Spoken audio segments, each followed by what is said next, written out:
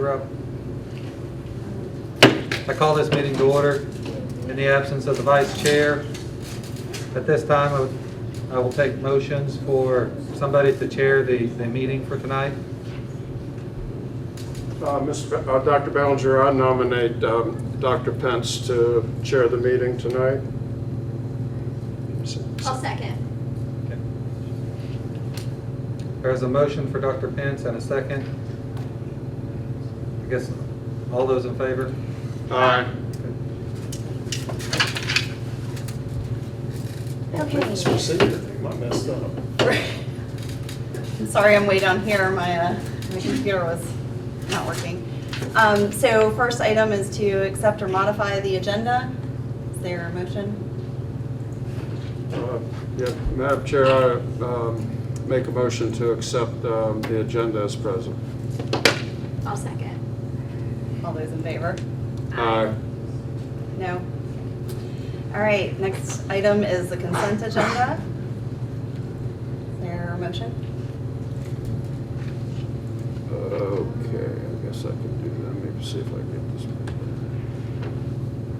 this. I make a motion to approve the consent agenda as present. Second? Okay. I'll second. All those in favor? Aye. Okay. All right, action agenda. First thing on the agenda for tonight is the 2022 graduation dates. That's Dr. Ballinger.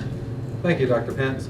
So we do have parents that are asking for graduation dates in order to prepare for families and visiting and coming to the graduations in the spring. So wanted to go ahead and kind of get that on the docket so that families can prepare. What we have here are a couple of dates that we are presenting. The first date is May 28th. And the second date is June 4th. So the May 28th date, that corresponds with Memorial Day weekend. What some of my cabinet told me that in the past when the school had a graduation on that date or that weekend, parents liked it because it gave an extra day for families to be in. And so they really enjoyed that Memorial Day weekend, that Saturday date. The other date, the June 4th date, that is after school is out. So school is out on June 3rd, and so that Saturday would be the following. And it's always been kind of practice that seniors would graduate the weekend before the last week of school. And so just want to throw those two dates out there for you guys to kind of decide on what we want to do as far as for graduation. Was there any questions sent out to parents or students or general feel what they No, care typically about? we just set the Just date. do it? Yes, ma'am. Either of you have any questions? Well, let's get them out early. I mean, Is that going to be your motion? Is it any more discussion? No. Yes, Madam Chair, I move the graduation date be held on Saturday, May 28th, 2021. And their times are listed there as well. And that is AM. I apologize for not putting AM on there. So that is, we usually rotate the schools each year. And last year Warren County did the morning, Skyline did the late morning. So this year we will rotate back to where Skyline will do the early morning and Warren County will do the late morning.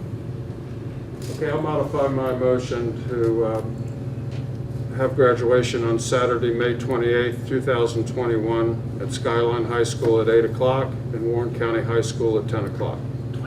I'll second.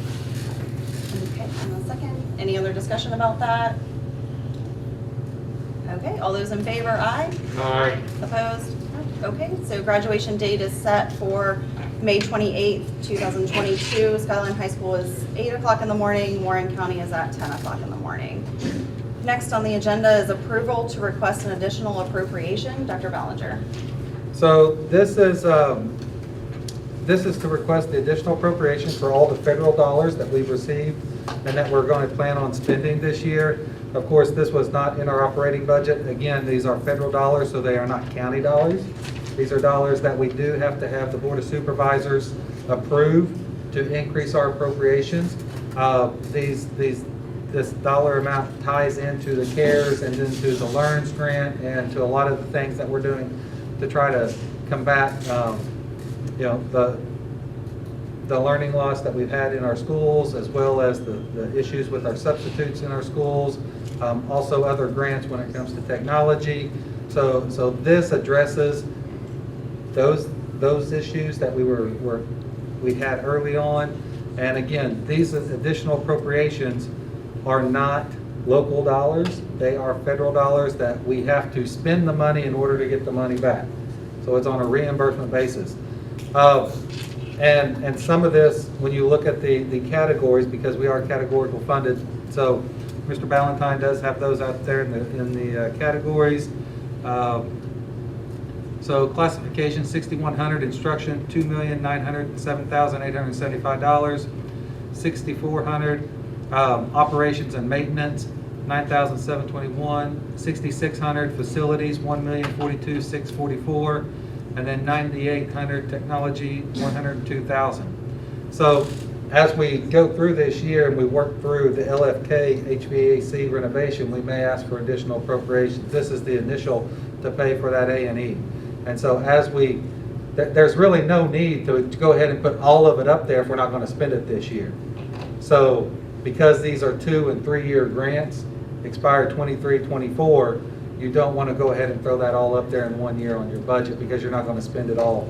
It's scattered out over 3 years. So, we may come later on as we work through the process and we get into that timeline of where we're actually doing construction and see where we're at in order to get those additional appropriations. But again, federal dollars, no local dollars, and it's on a reimbursement basis. Any questions for Dr. Bellinger? Good. I'm good. I make a motion that the superintendent be authorized to request that the Warren County Board of Supervisors increase the school board's fiscal year 2021 to 2022 operating fund budget by $4,062,240 to be distributed over the following classifications as indicated. 61,000 instruction at $2,907,875, 64,000 operations and maintenance, $9,721, 66,000 facilities at $1,042,644, and 98,000 technology at $102,000. I'll second it. Any discussion? All those in favor? Aye. Opposed? Okay, motion carries. Okay, next is approval of expenditure over $15,000, facilities management, fuel oil supply contract renewal. Mr. Levison. Good evening, and thank you, guys. I'm here this evening to request approval for an expenditure over $15,000 for our fuel oil supply contract. Our current agreement with the vendor, Fannin Petroleum Services Incorporated, the first year expires the end of this month, October. Again, all of our contracts have renewal periods behind them with mutually agreed upon pricing, terms, and conditions. Fannin Petroleum Services is not proposing any change in pricing, terms, or conditions for the next renewal period. So I would therefore recommend we continue on with that supplier. Any questions?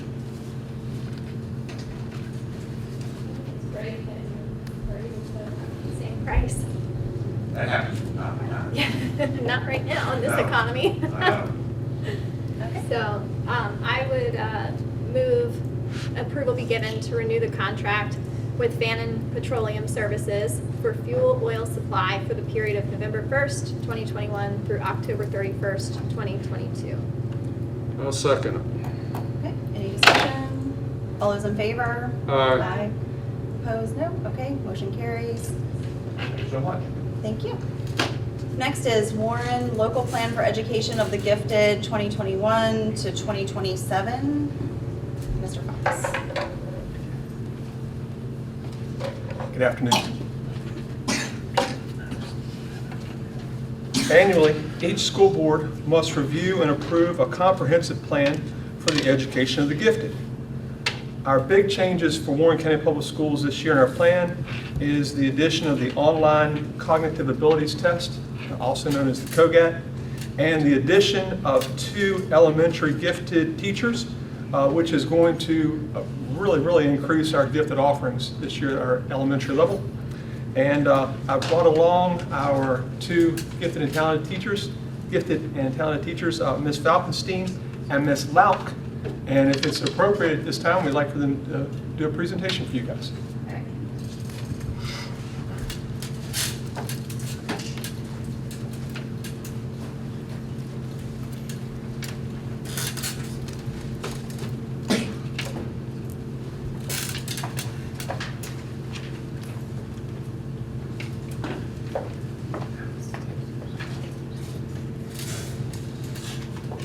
Whoa.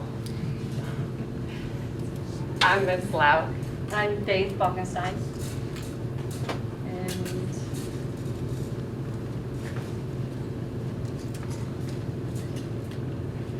our theme for this year is footprints, because we are just starting this new program and taking little steps to get into the classrooms and work with them.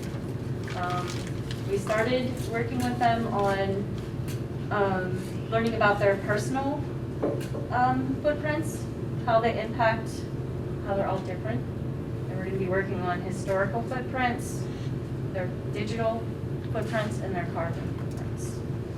Right, so we talked to them about your footprint being what you've left behind. And we did this as a get to know them activity. So we took each of their footprints. They had the option to actually get a print of it, or some of them decided to trace it. But within the footprint, they're answering various questions, what they like, what they're best at, what their learning style is, and then what they see for their futures. And then we're going to use this as a baseline to measure growth, as it's both their physical growth of their foot and their growth towards the goals that they've set for themselves. And then we've been dividing our time with them between working on our theme, working on STEM challenges, and then working on personal learning goals that they've set for themselves. So some of the STEM challenges we've done. And we originally started, there hasn't been a whole lot of identified gifted children with COVID and things like that. That's true, numbers were low. Yes, we opened it up to working with the high achievers at each grade level. So I know just between 2 schools, I know we're at 3, I work with at least 80. And I work with about the same. This was a pencil tower STEM. Beginning of school, we usually have a whole abundance of pencils. So they had to build a tower out of pencils, and then we had to measure it to see.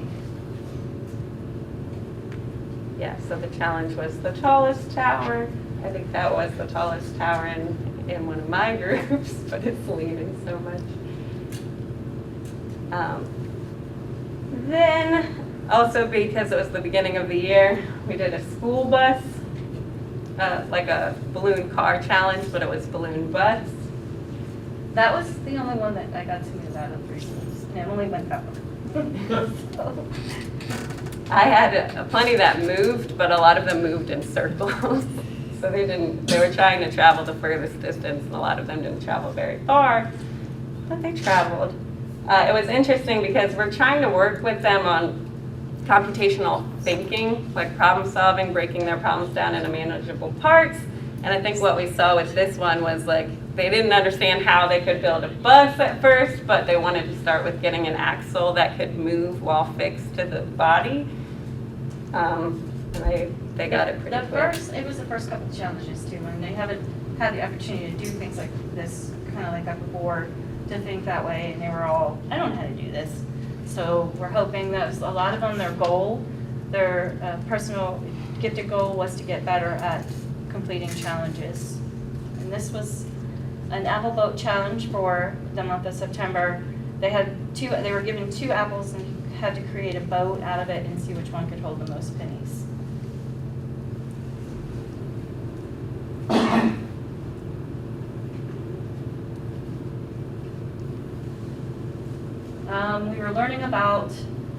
We've been learning about Earth, environmental. So, And this relates back to our theme too, so. Yes. So on the days we're not doing STEM challenges, when we're teaching about what will help them get to our theme and like our culminating project, we've done earth science, so she said we earth, started with Earth, learning about Earth. and moved why Earth into is- rocks and soil. Then we started with rocks and soil, and we were doing water. So this was our rocks and soil. So we took sand, rock, soil, gravel, and they had to learn how rocks were made through a lot of pressure. And took a long time to make a rock. So we created their rocks and then made them into a pet rock. And then we had them create a story on, it's like Story Jumper, where they're digital storybooks, and they could actually buy them, have their parents, and they created a story about their pet rock. So that's really cute. And they were so excited about this, even from the point of just making the rocks. Like, I was surprised at how excited they got to make a rock, but then making their stories. But Like, we've been really creative because we didn't really have a whole lot of the budget to spend to get supplies, so we used what we had. Dirt. We had fun. So. and they loved it. One of them, she made it like a birth certificate. She wanted to measure the rock and measure it, and we did everything, so. So each of our STEM challenges, we do relate back to each of the domains in different ways. So like that's how they related this back to math. Sometimes we incorporate art, which is why they like painted and decorated them. This one, we're investigating the different soils we use for the rocks to see how they drain. Because eventually we'd like to try to do rain gardens at the school or around the town. Have them design them and engineer them like that. So they were learning about how soil drains.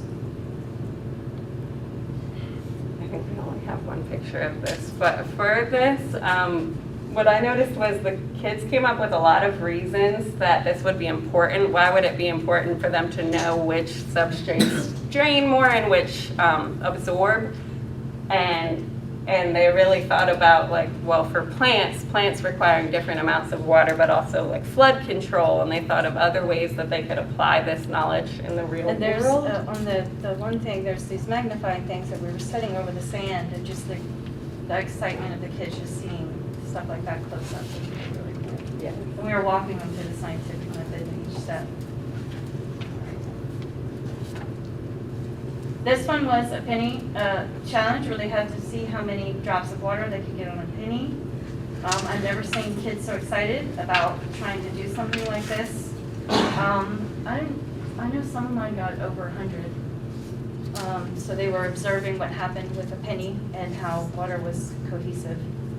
And then comparing water to how other liquids and non-Newtonian fluids would. We talked about polar and non-polar oil and water and how they didn't mix and things like that. So. And then they were finding their own ways of recording their data, which was interesting. Oh, I think I skipped a slide somewhere, but no, I lost it. They saw this one and they wanted us to do it and came down at the end of the day. So. Oh, it's there. Okay, so that one you can see the oil sitting on top of the water. Like that's one of the other things we tried. This is a really cute story, Humpty Dumpty. We all know what happens to Humpty Dumpty, but this is Humpty Lumpty, and it comes out totally different than Humpty Dumpty. And they had to create a wall. This is second graders. There's 13 of them in the room, so they're really, really good. They had to build a wall and create Humpty Lumpty. And Humpty Lumpty, they had to build a lever to get Humpty Dumpty safely up and off the wall, up and down off the wall. So this was a real short little clip. I thought it was just a little snapshot for you guys to see here. Yeah, that's what I was saying.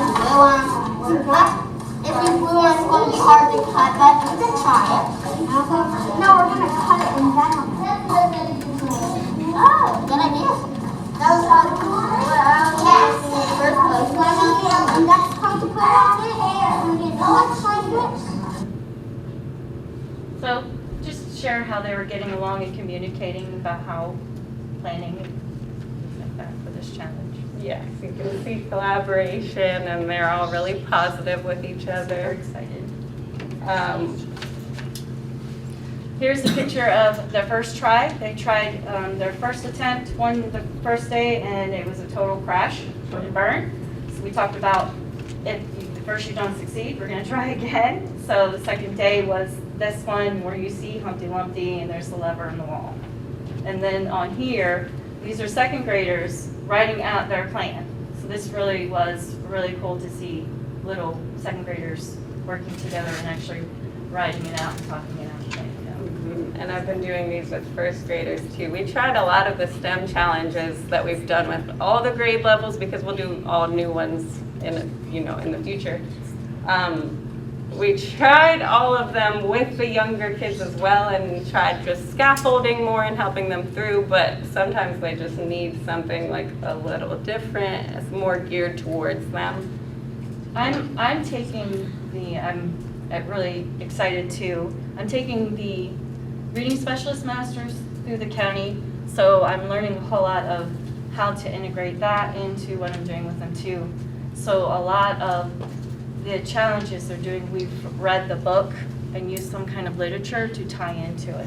So this one was the back one that was Dex, the dog hero, and in the story, Dex, the dog, launches himself to save a cat hanging from the tree. So they had to create a dog launcher to see how high they could launch their dog.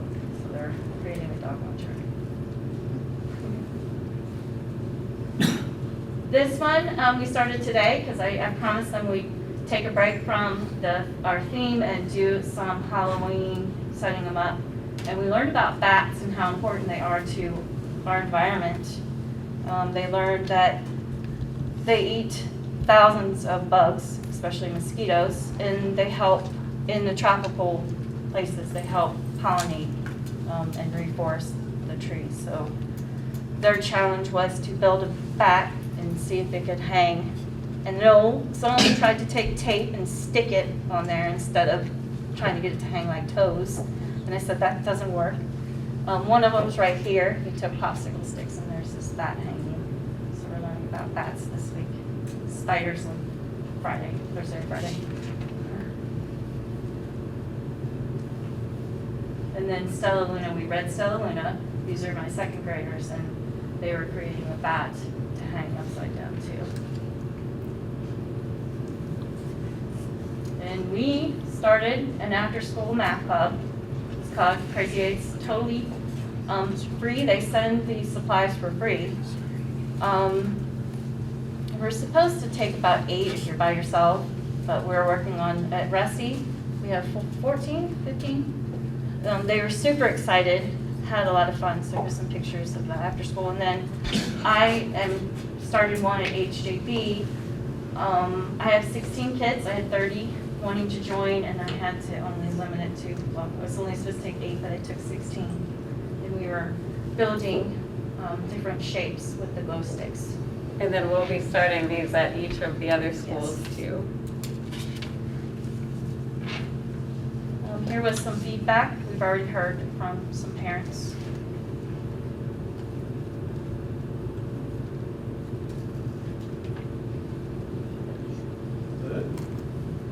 There's more. There's a little more feedback from students if you want to read through. We do. Here's some we've heard back from teachers.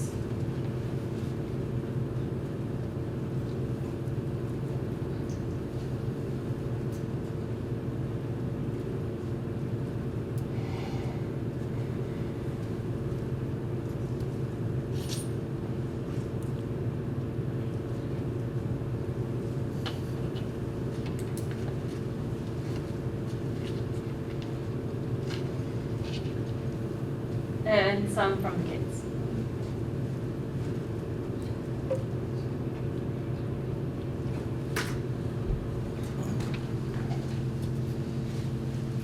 You guys hang out here for a second. I'd like to ask you guys, do you have any questions for Ms. Falkenstein or Ms. Lauk? Yes. children? Twice a week for most of the schools, except for one school. Yes, we're at 3 different schools. So Ressie, 1 day a week, and then we're at the other 2 schools. So the kids just come out of their regular class and get to do this? Or? We go in during their extension time. It could be remediation or enrichment. Yeah, we've mostly pulled out groups. Sometimes we push into classrooms, but it's during their extension time. And sometimes I work with them a couple times throughout the day because some teachers are wanting them to have math enrichment, and then some time with them for reading, so.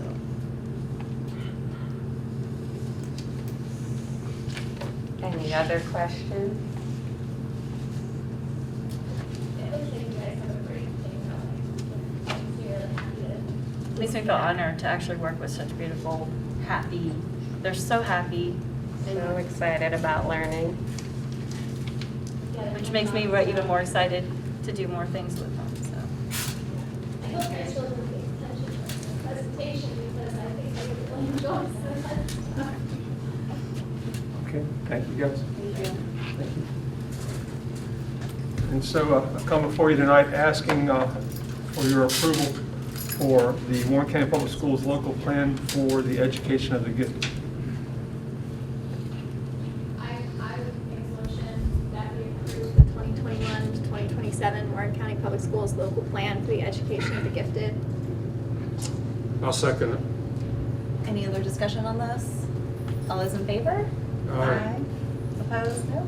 Okay, motion carries. And Thank Dr. you. Pence, I do want to say, I appreciate the job that they're doing because this is the first year that we've had this program at our elementary schools. So, they're developing this program. They spent a lot of time over the summer thinking about it, trying to develop it, and trying to find the resources. So this is something that we initiated this school year because we felt there was a need for a gifted program at the elementary schools. So I appreciate the work that they're doing and excited about where they're going to take it. So we have a couple of great leaders to help lead our gifted program. Thank you. Okay, next up, it looks like Mr. Hirsch.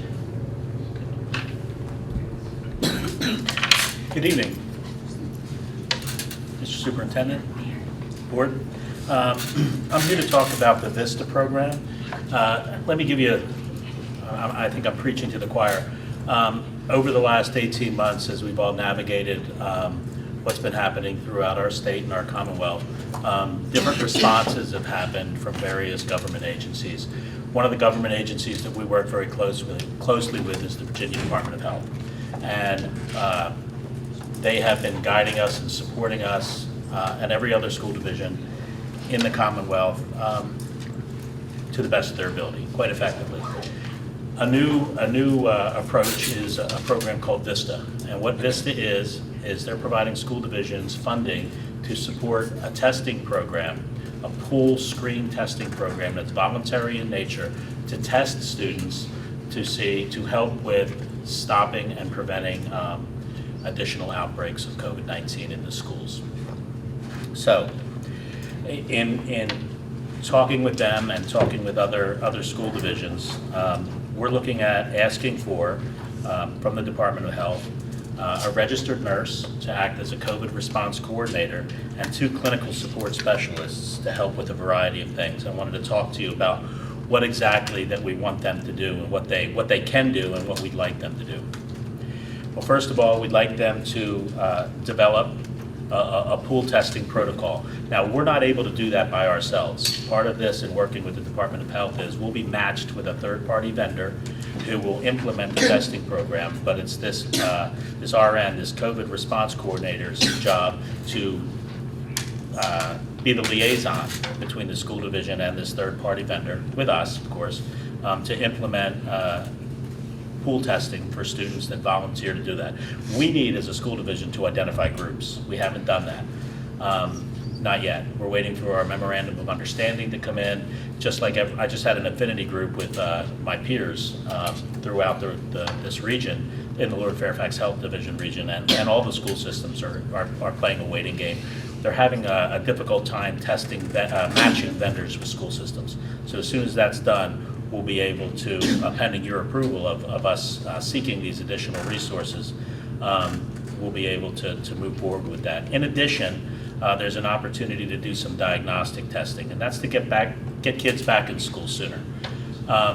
If students are quarantined for 10 days because they're a close contact, identified as a close contact, they need to be quarantined for 10 days. If they go on day 5 or after and they get a test, a rapid test, they can be brought to school in day 7. We're encouraging kids and families to do that because we want them in school as soon as possible. However, there is a shortage of testing opportunities in the community. They're having to travel far and wide to get tests, to include Northern Virginia. We have, working with the Department of Health, we're able to, with this program, get a number of home tests that are proctored through a smartphone that families can use at home free of charge to, if they are identified as a close contact. And that's part of this program as well. It's all voluntary, but it's another strategy that we can use to help bring students back sooner. In addition to the pool testing and the diagnostic testing, the COVID response coordinator and support specialist will work with our COVID response teams at each school. They'll be implementing mitigation strategies. They'll be helping with organizing and disseminating personal protective equipment. They'll be assessing the school and looking for ways that we can help increase the strategies that we know will work, social distancing and hand washing and cough etiquette and things like that. It's easy to get, as we all know, it's easy to fall into patterns that sometimes might not be the best thing to do. So our aim is to work with the Department of Health and access the funding that they're offering to hire these people to assist us in our response effort to keep kids in school longer. That's basically it. And would this nurse be basically for our entire school system, basically the point of contact for COVID, so our nurses that are in the schools could spend more time doing other things that they want to do? Thank you for that, Dr. Pence. That's absolutely right, and I unfortunately I overlooked that. Our nurses need to run their clinics. Our nurses and frankly my department is really been bogged down with, and rightfully so. We're in the middle of a situation, but we've been bogged down with dealing with this on an hourly, on a minute by minute basis throughout for the last 18 months. This will alleviate the stress on our nurses so they can focus on their clinics and focus on the things that kids get sick. And I mean, the nurses were busy before this. So, so they'll get back to hopefully a little bit more business as usual. And this will allow us to do that. And it also, there's, when it comes to the contact tracing, sometimes those nurses can take up to a day to contact trace. Yeah. And so their entire day is spent making phone call after phone call after phone call. These groups would help, these 3 individuals will help with that as well to alleviate that. The other part is with Mr. Hirsch and his department, they are spending a lot of time on that as well. And so this grant opportunity is available, and since we can get this grant funding, it is to me a recommendation that we go ahead and get this funding for these positions to allow this to take a load off of some of our staff members within the schools. Well, and if it allows students to come back into school allows sooner, I know students the to come quarantine times are just so long. It does. It can lower that quarantine, and it's totally voluntary. It's non-invasive. If we're not gonna be pushing anything on anyone, but it will be available for families. And there's I attached some sample forms that the Department of Health sent out, letters that'll go home to parents, fully explaining the process. And I think it'll be helpful. It'll be helpful for us. The challenge, of course, will be finding, in this climate, finding people to work. And so that's kind of why we're moving a little quicker than maybe we could. We want to get this out there so we're in competition with all the school divisions. And they're all going to be posting these positions this week. There's only so many RNs in the valley. So we want to get it out there, be competitive, and get some support for our nurses and our kids. So this pool testing. So you'll be testing children for COVID at school? The pool testing, my understanding about pool testing is that you'll gather groups of like about 15 children and they'll be tested. So they'll be asymptomatic. They won't be children who are exposed. They'll just be a random 15 children pulled and tested. Not necessarily random. We can make those decisions. Let's say we want to look at students after a long vacation, after Christmas break. So that's when we decide that we want to do some pool testing, because we've seen over the year and a half, after breaks, there's been a real spike in cases in our division. So let's say, and this is, we haven't landed on anything yet. That's something we'll be discussing very closely in how we want to pool test. But that's one example. So testing students after the break. Another suggestion is athletes. Athletes are in the gym together. They're in close contact in football or basketball, whatever. So some divisions might want to do pool testing for athletes, where they'll be regularly tested, and if someone is positive in that pool, then an anonymous pool, then there'll be some tests, further tests for that pool if somebody is identified as positive. But I do want to clarify that we would not just be pulling students. They would have to have a form on file that the parent wanted them to be part of the pool testing. Could they be compelled to participate though? You mentioned No. athletes where, No. so there, under no circumstances could an athlete be told you can't participate in this game Absolutely unless you right. are tested. There will be no compelling of students. That's correct. I can tell you it would be smart. I mean, we have maybe you have a couple of programs that could possibly win be in contention for state titles this year. And, would those, as a coach, would I want to make sure that I'm doing the best that I can to make sure I have my athletes there and ready to play?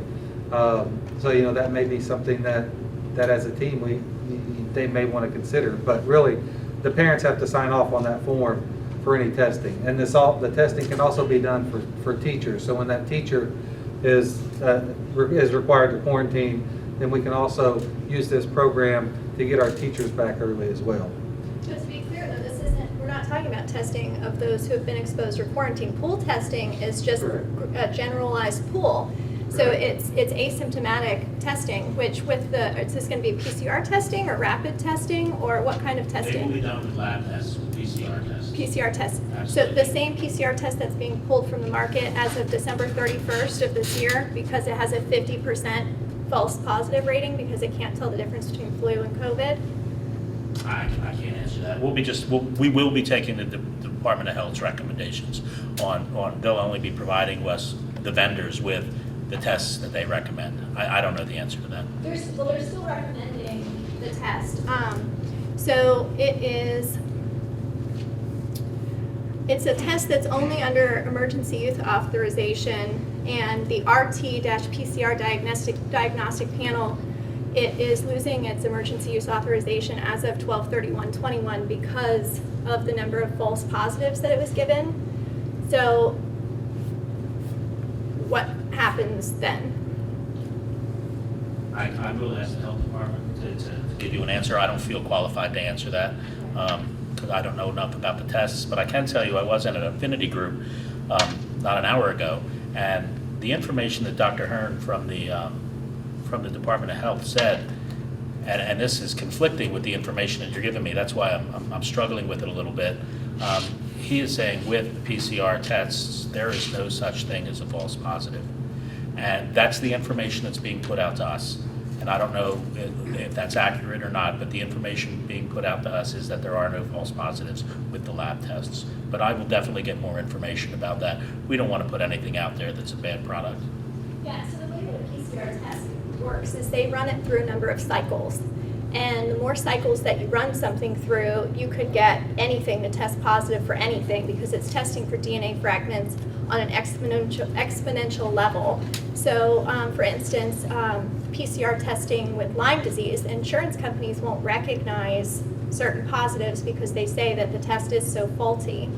Now, if we were talking about actual like molecular or antigen testing with the serological antibodies and the adaptive immune response, we could actually be testing students and proving who already had immunity and be able to then avoid having to quarantine those students. What I see pool testing doing would be potentially having more quarantines and more athletes affected, whereas because if you have even one asymptomatic person pop a positive, then all the students around them are going to have to be quarantined. We're going to end up with... Although they won't be quarantined. They would come back and do an additional. They will do a test. second Well, they do test the second test, right. with the And if same that- specimen or a new specimen. But if that's positive, then they'd be contact traced. Yes, that's correct. Correct. So then we would have potentially more quarantines. We would- Yeah, if there was direct contacts, you're absolutely right.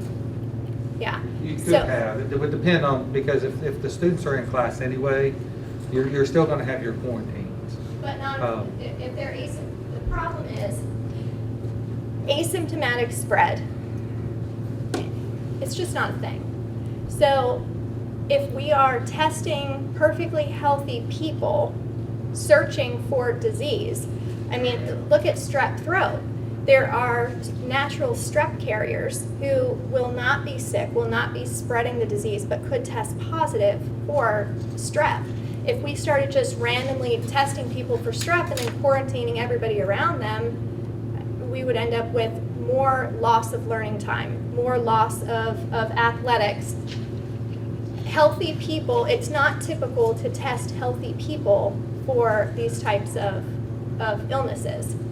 Now, with that said, it's my understanding that not all school divisions are participating in the VISTA program. Is that correct? Not across the state. I'm not sure which ones are. Optional, right? It is totally optional. In the affinity group that I'm in, the Lord Fairfax Health District, they're all participating.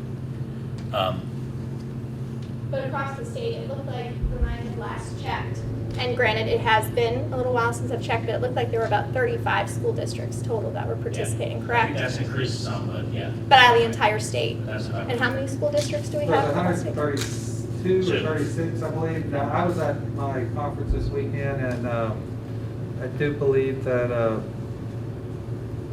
they did have the state health director there, and I believe she said that they have been in contact with 80 school districts out of the 132 now. Been in contact with, or they've actually started the program with? Well, the program hasn't been started that I know of in any school It started division. nowhere yet. All school divisions are in contact with them, going through this grant and with the funds that they have available. Mr. Hirsch, oh, sorry, go ahead. Oh, sorry, I was gonna ask, it sounds like there are definitely great parts of this. Like, I love the fact that the school nurses would be getting assistance. That's fabulous. I love the fact that students who are in quarantine and have already been told they can't come will be given tests.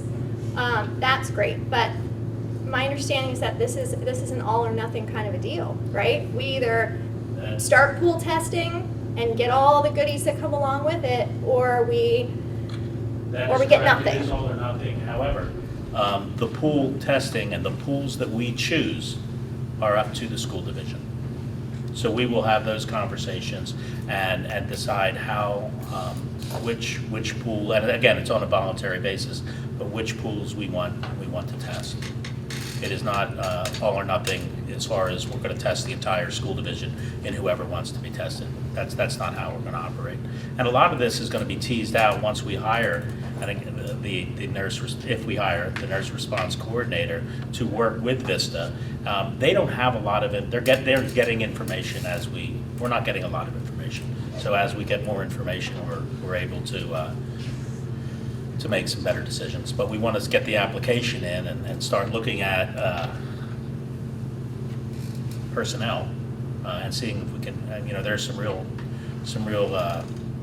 struggles hiring personnel. So we wanted to, if we're going to approve that, we wanted to get it approved and get personnel in place so we can be competitive.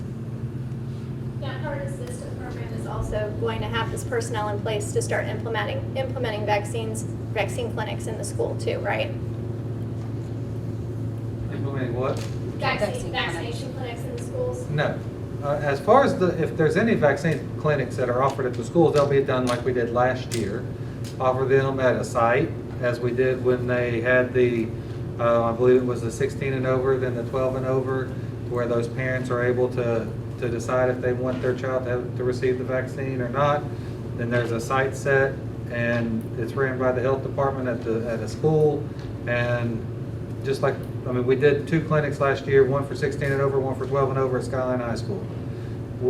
As far as, you know, the piece of that is that it all, again, is, you know, it's a decision on the parents for that. Right, but I think when we had spoken about this before, you had talked about how because schools were not open full-time, you were able to do the clinics during down hours, but you weren't sure how it would work now that school is back in session, correct? Right, we would have to look at that and see how things are gonna work, but we don't have the staff to, you know, and/or we don't have the vaccine, so schools don't have it. So when it comes Not to, yet. yeah, when it comes to, you know, and we're getting, you know, on one side here as far as the vaccine, I feel, but we haven't even had those conversations yet. You know, I know a lot of that, there's time frames for when they open vials and all that stuff, and going from one school to the next school is probably not going to be feasible for certain things. And so, you know, we will work with the health department and work with, I can say that that Rick Farrell really helped us out in planning and doing everything last year, and we'll continue to work with him and with the health department when that time comes. But right now, as far as with the VISTA program, you know, our goal is to try to increase the instructional days for our students by getting the assessments that can be done at home for those students that are on quarantine, for those staff that are on quarantine. Yes, it includes staffing that will help run this program, but also help run other things that we are dealing with COVID-19 in our schools. And yes, there is a pool testing component to it, but again, that is only on, again, parent consent if they want their child to be part of that testing pool. It's not that we are pooling and testing students on a random basis. There has to be a file on you know, a form on file for that student to become part of that pool. And there's no limitation for us to be a part of the program. Like if 500 parents in the county out of 5,500 decide that they'll sign the form. That is my understanding, that they did not set a threshold as far as That's correct. how many people had to sign up for pool testing. No threshold at all. That's correct. That question was brought up today. So whether it's vaccinations or this program, VISTA program, the parent can opt the child out of this testing. And actually, they have to opt in. Into that. So where an opt-out, you might miss, you know, you not read it when it goes home and you have to opt out. No, this is opt-in. So this takes a conscious effort for a parent to sign permission for their child to be part of this program. So there's no snafu that could occur because of a paperwork issue. That's correct. Because the parent has to opt in. Yeah, okay, I Child got it. forged, then it could be.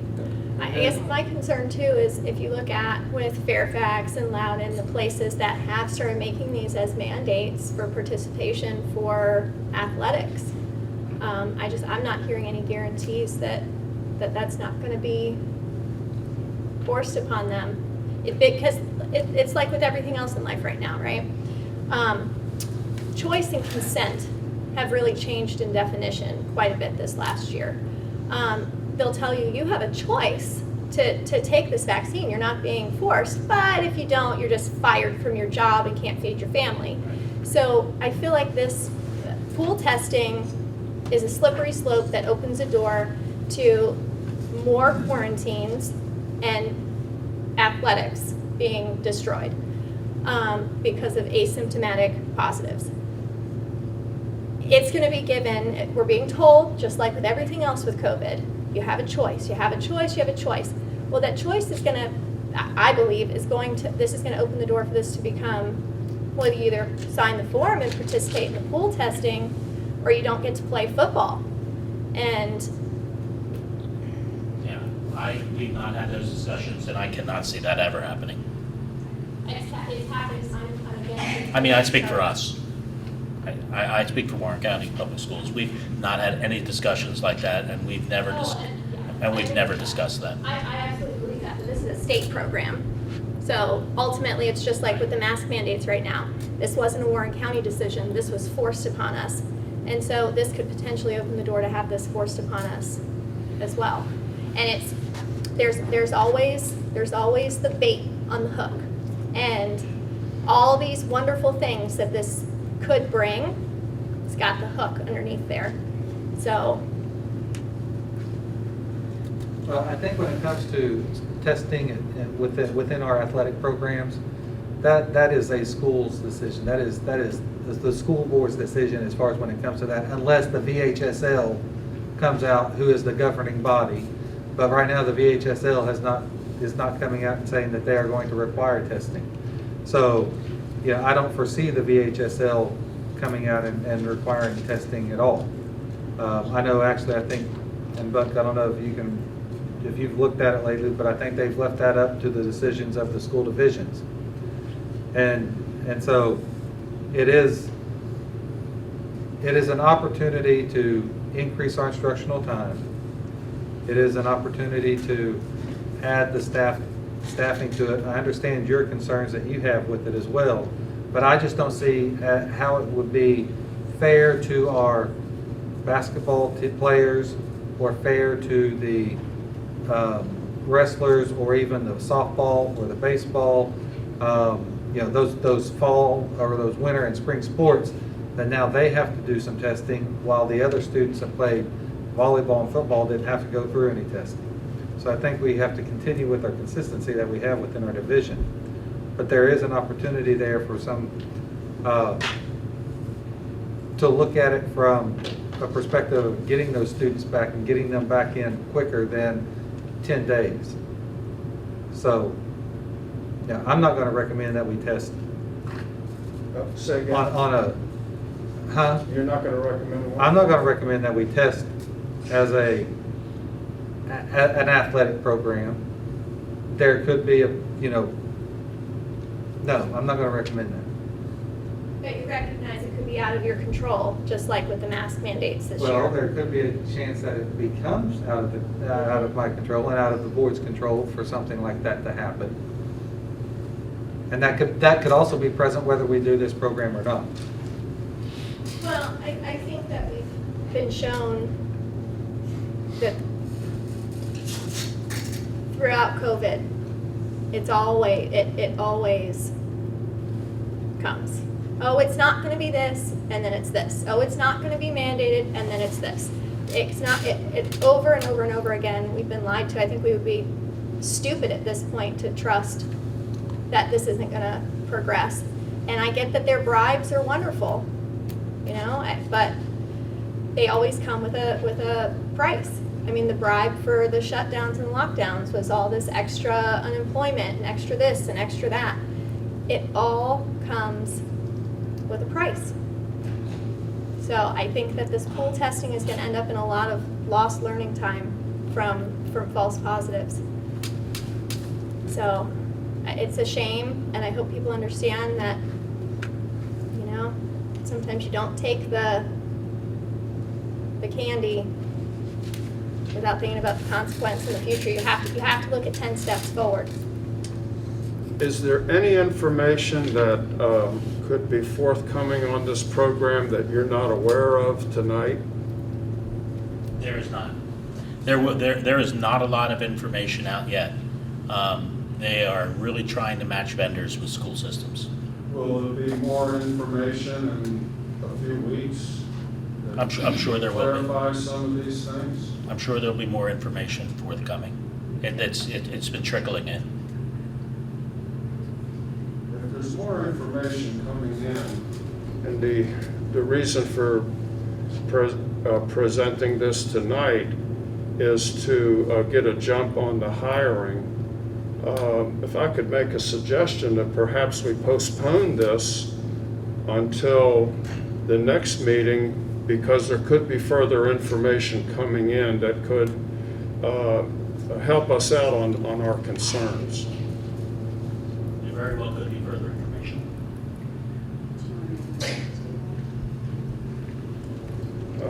Yes, that all right? I'm just gonna Well, need a yeah, the second other on thing it. is I would want Okay. I make a- parent. Madam Chairman, I make a motion that we postpone this decision until the next meeting, which I believe is November the 3rd, because more information could come in that could help us on this decision. Second on that? I'll second that. Any other discussion on that for tonight? Second. Good. All those in favor of that? Aye. Aye. Thank you, Mr. Hirsch. Okay, next up is going to be increase in substitute nurse daily rate, and that's Mr. Goodwin. Good evening. I can't find nurses. That's why I'm here to ask you for an increase in the rate. So I do hope we can move on that last item. Absolutely, as you know, each meeting that we have, I have come to you to ask for an adjustment in the daily rate for substitutes. Recently, in the past 2 weeks, I've noticed that we have not adjusted our approved substitute nurse daily rate. It falls below our daily rate for substitute teachers. As you all, I'm sure, would agree, our nurses play an important role in the safety and health of our students and staff members each and every day. So I am asking you tonight to please approve this increase to correct the difference between these two daily rates, that of a substitute teacher and a daily rate for a substitute nurse. We believe that this increase will help us build a larger list of qualified nurse substitutes when the assigned school nurse needs to be away from our school or conduct activities that you've heard, such as COVID tracing and things like that. Currently, that rate is $90 a day. I'm asking you to please increase that to $100 per day. So I ask for your approval. Oh, I was just going to ask, could you refresh our memory as to what the substitute teachers are making a day? The substitute teachers at the last meeting, I believe, you helped me increase that to $100 per day. And that was for a daily substitute. A long-term substitute, although you took 2 weeks ago, I believe that was 2 weeks ago, was $120 per day, but that's for a long-term substitute teacher. So this would be the same for a daily rate nurse as it would be for a daily rate teacher.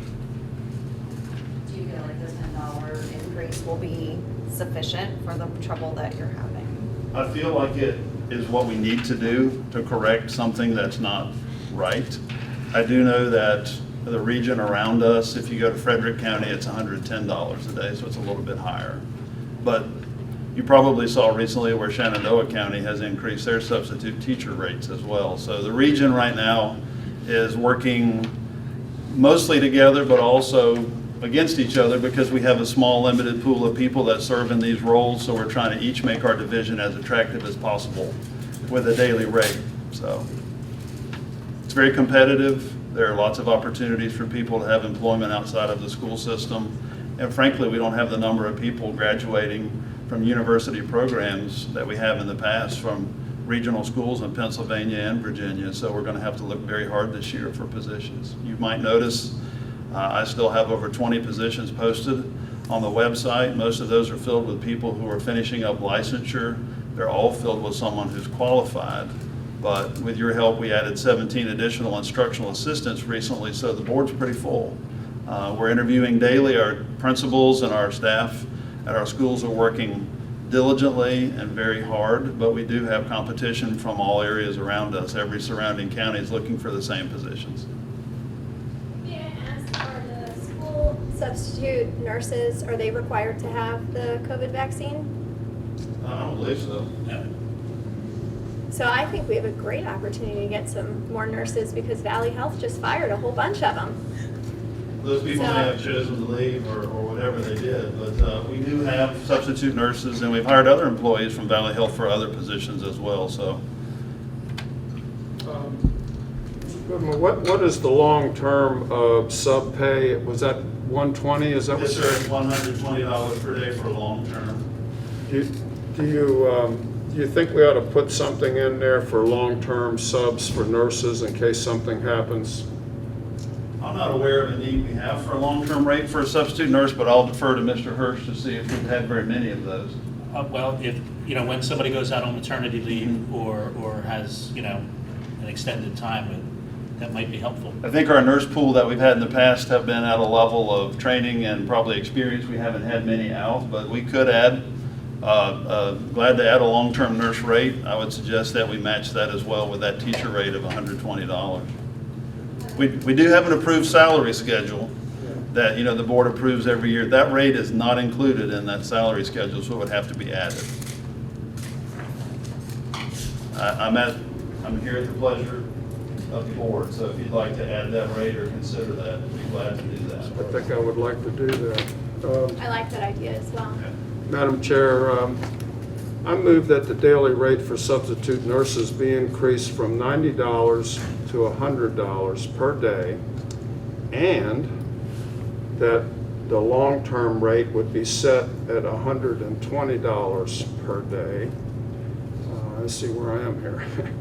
And that the change reflect in the July 1, 2021 to June 30th, 2022 Warren County Public School Salary Scales Manual. Is there a second? I'll second. Any other discussion on that? All those in favor, aye? Aye. Aye. Opposed? Alrighty. Okay, motion carries. If I may, can I say one other word, please?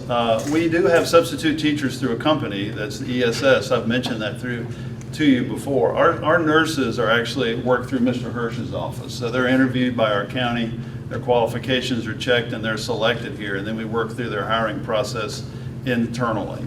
So I really appreciate the opportunity tonight that you've given me to add that extra layer of support for our division, $120 for long-term and then $100. So thank you.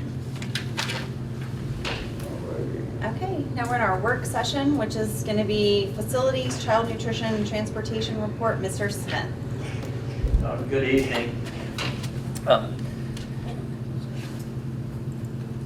You should have an outline in your packet or in your board agenda to just go over a few highlight items as it relates to child nutrition, transportation, and facilities. With child nutrition services, some happenings that will be coming up. There's a triannual audit that happens obviously every 3 years. And Warren County Public Schools, our audit for that is coming up in March 2022. Our summer food service program audit will be later this fall and winter. Our staff has already gone through, administrative staff has already gone through the training and so forth for that audit. We feel really comfortable and confident that we have all the necessary documents and programs in place to once again to have a very clean audit. Mrs. Kinsley from Food Service had mentioned at the high school level that they're serving over 800 breakfasts per day at the high school. This is a combined number between the two schools. And this is, according to Food Service, this is some of the highest recorded to date. And they also do a second chance opportunity for breakfast, which seems to be very popular. And the students are enjoying that. Overall, throughout the division, we've served over 275,744 total meals this year. And I have a breakdown there as far as in the breakfast program and the lunch programs, and as well as the adults. Food Service did bring to my attention earlier that there may be a need of an increase in adult meal prices. I'll bring that forward to you at the November 3rd. And I had a brief description here that in order to meet the VDOE minimum adult price requirement, Warren County Public Schools Nutrition Department is required to increase the adult breakfast and the adult lunch meal price to meet federal reimbursement requirements. Simply what that means is that we're reimbursed per meal. And according to either a student or an adult, we have to make sure that whatever we're charging at the adult rate, we're equaling what we're being reimbursed. And if we're not, then that money would have to come from somewhere else, so it could come from the reimbursement that we get for a student. And that's frowned upon. That's not something that we can do. And so we may have to make adjustments at our next board meeting. October the 11th through the 15th was National School Food Service Week. Of course, we'd like to thank all of our child nutrition employees, our workers there with Sodexo for the fine job that they do. I'm actually proud to say that as grown up as a kid, my mom was a cafeteria lady, and the thing that she taught me about working in the cafeteria was that it was a rewarding position because, you know, providing and offering someone food is such a wonderful thing. It's a blessing, and those type of things. And so this last week was their national week, and so our food service staff went around to hand out thank you cards and those type of things to the employees, as well as cupcakes. Things I know they could make on their own, but it's so much nicer that if someone hands you something like that. So that was exciting. In transportation, Mr. Mitchell and I started a project about a few weeks ago, and we're working on creating a recruiting and retention plan for the transportation department. So I'm pretty excited about what we're doing here. We're looking at recruiting, and we're looking at ways to recruit with social media and banners and signage and flyers. We're also doing surveys with staff to find out ideas from them as well. We did increase the bus driving rate a few years ago. That was very, very helpful. We're also looking at the retention part. Because if you can keep the good people that you had, you don't have to hire.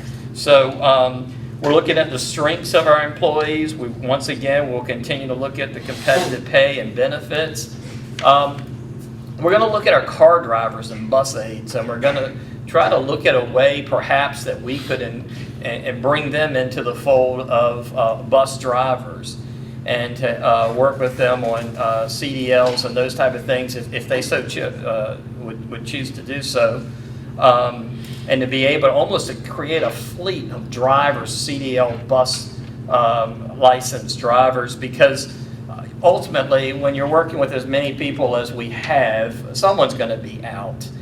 Someone's going to have a situation. It's just good when you can actually plug a hole with someone who has the same skills as the person who left and those type of things. Because currently, if we get to a point where we get so low on drivers, if we have a certain amount of drivers out in the day, then our mechanics who are CDL certified, they may have to go out and drive. Some of our administration staff as well.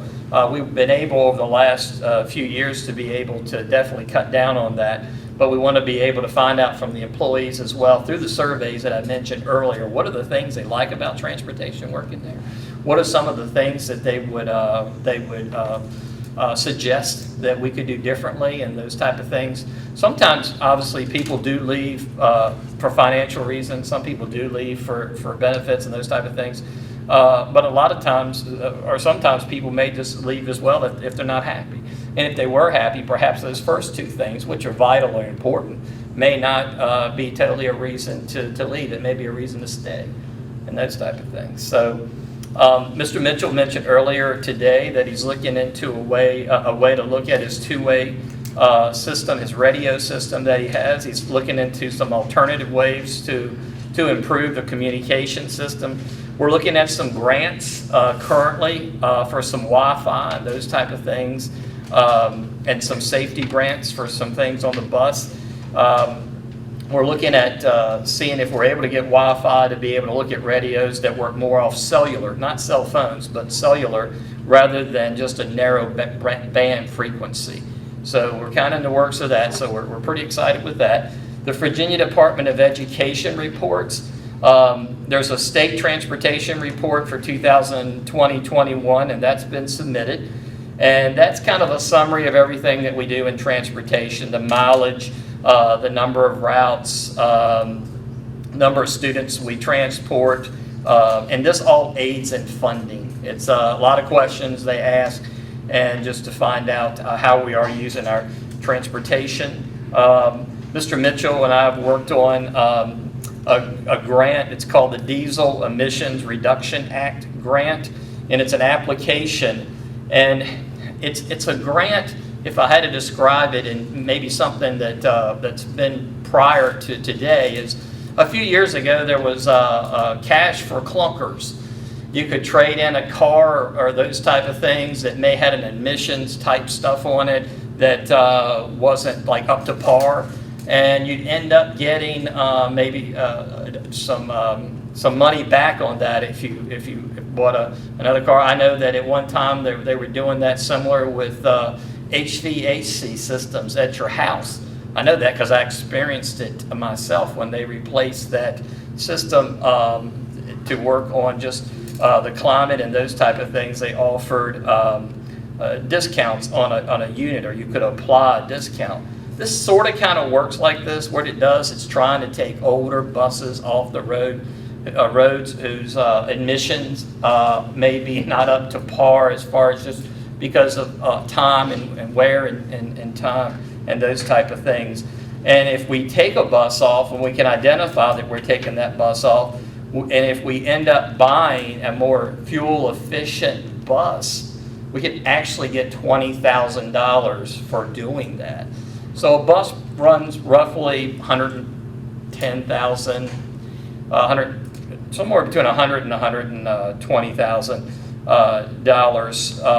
And if we were to take 5 buses off by doing that, and we could do that with our fleet as we're rotating buses out, that grant could allow us to have $100,000, which is almost enough to buy a whole new bus.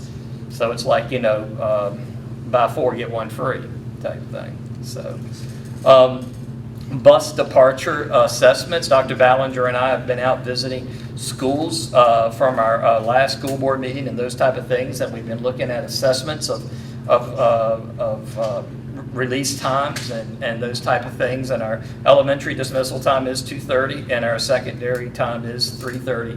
And I spoke with Mr. Mitchell today, and just to make sure that that those times are when we get to the secondary level, once you release at the 2:30 time on the elementary, how much of adjustment and so forth is that having for secondary? And they're ironing those things out. It's working well.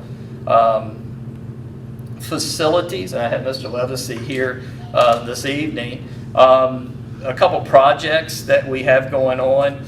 One is not so much a project as it just is an update. At the Blue Ridge Tech Center, the garage door for carpentry shop, we ordered that back earlier in the summer, and with supply chain issues, it still hasn't got here yet, and we're hoping to have that here later this fall or early winter, and to make sure that we can just change that out.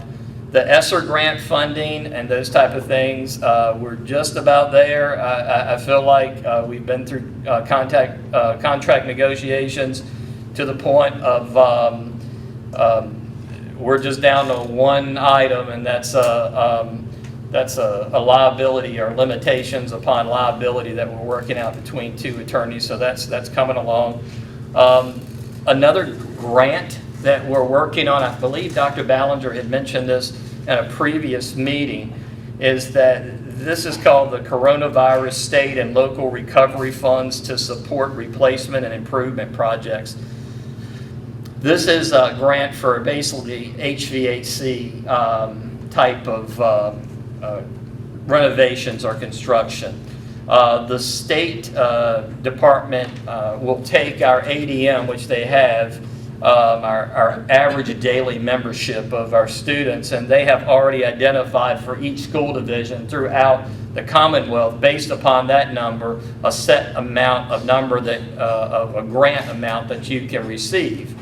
And our amount that we received or can receive is $1,014,491. This is 100% matching grant. And then you may say, well, where's the other million coming from? It'll come from the other CARES fund. So in essence, you're just matching this to be able to get the additional million to continue on some of the projects that we're working on. The application for this is due on November the 15th. And we've already set our application committee, has already been established. And on Monday this coming week, October 25th, Mr. Levacy, myself, Ms. Boyce, We already have most of the application finished. We'll finish that up and go ahead and submit that in. Safety audits in facilities, and Mr. Levacy, we were together earlier today going over some information on safety audits. We're required by the state to do safety audits every 3 years, and those safety audits are both interior and exterior. And you're looking at the security of the building, you're looking at doors, you're looking at out in your stadiums, out in your fields and so forth. You're looking at anything from a safety standpoint. We do our audits every year. We really don't have to hand anything in per se. We're just required to do that on a 3-year basis, but we do that each year. And I believe that we're starting that very soon, and I believe that we're looking at hopefully being done those audits by Thanksgiving. Vandalism, as we all know, that we've dealt with the TikTok challenges, and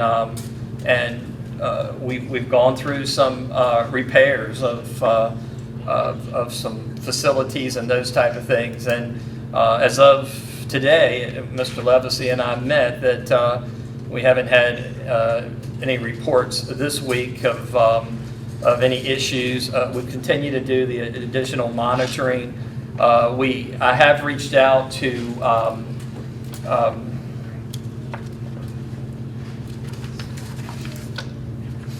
the Juvenile Justice Department, and because I really feel like that a lot of kids, they just don't realize what their actions may look like on the other side.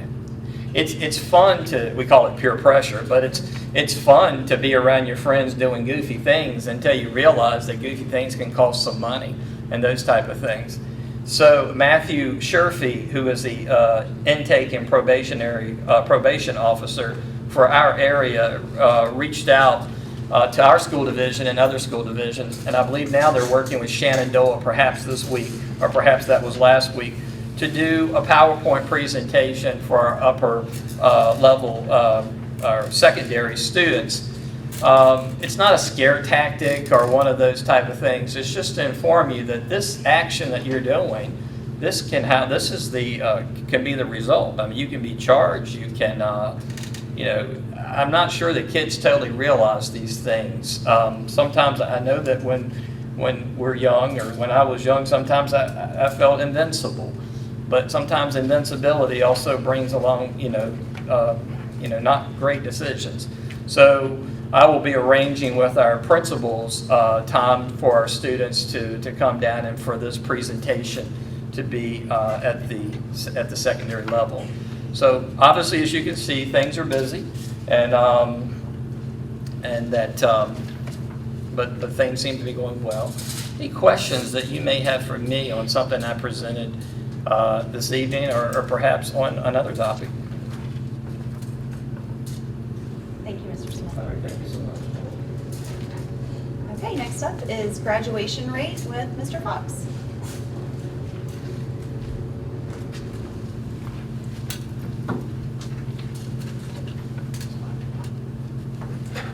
Thank you, Dr. Pitts. I wanted to take the opportunity to share some positive information going on in Warren County Public Schools. The Virginia Department of Education publishes annual state level, division level, and school level cohort reports that detail outcomes for students who entered the 9th grade for the first time together and were scheduled to graduate 4 years later. Cohort reports include the Virginia on-time graduation rate for the Commonwealth, school divisions, and high schools, and also include data on dropouts, students still in school, and students on long-term leave. The Virginia on-time graduation rate expresses the percentage of students in a cohort who earned a Board of Education approved diploma within 4 years of entering high school for the first time. Percentages are based on longitudinal student level data and account for student mobility and retention and promotion patterns.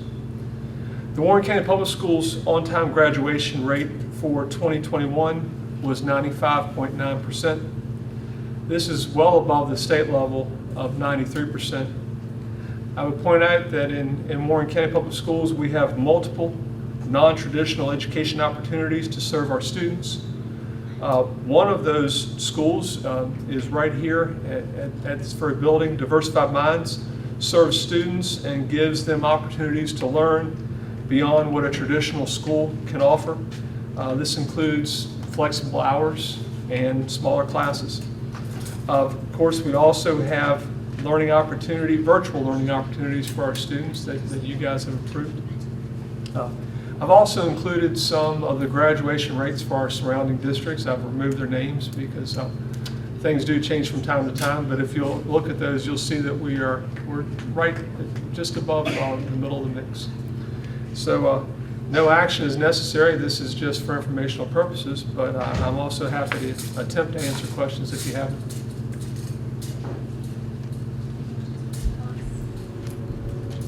Thank you, Mr. Fox. Thank you. Okay, next up, we have Special Education Advisory Committee 2020-2021 Annual Report. Mr. Hirsch.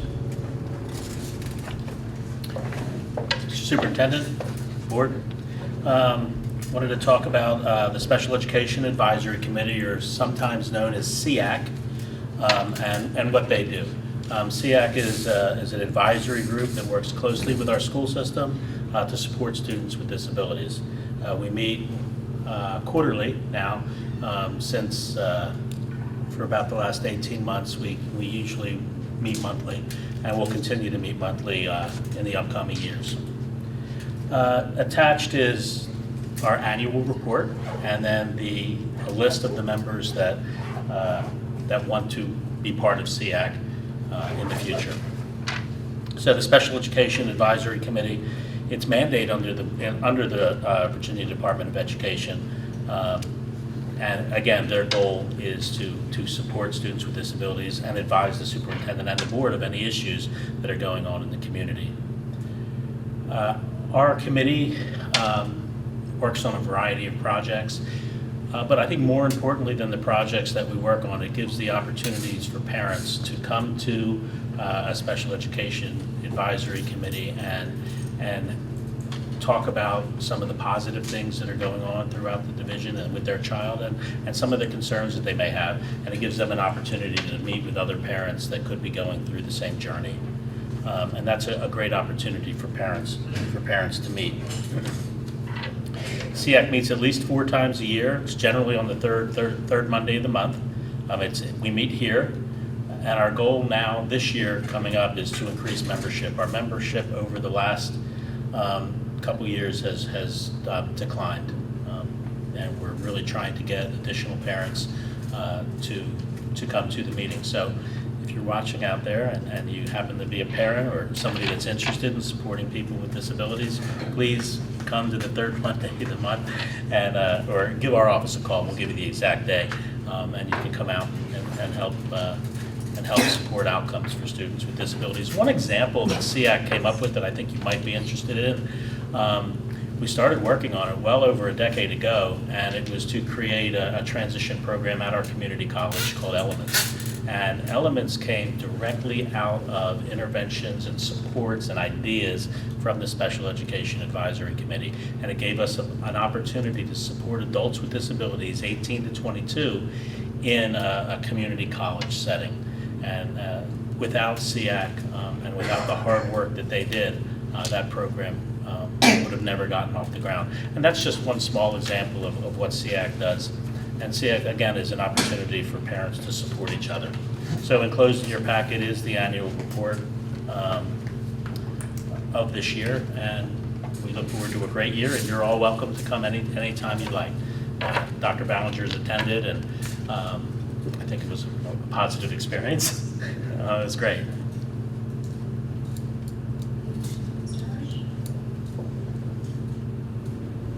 Thank you, Mr. Hirsch.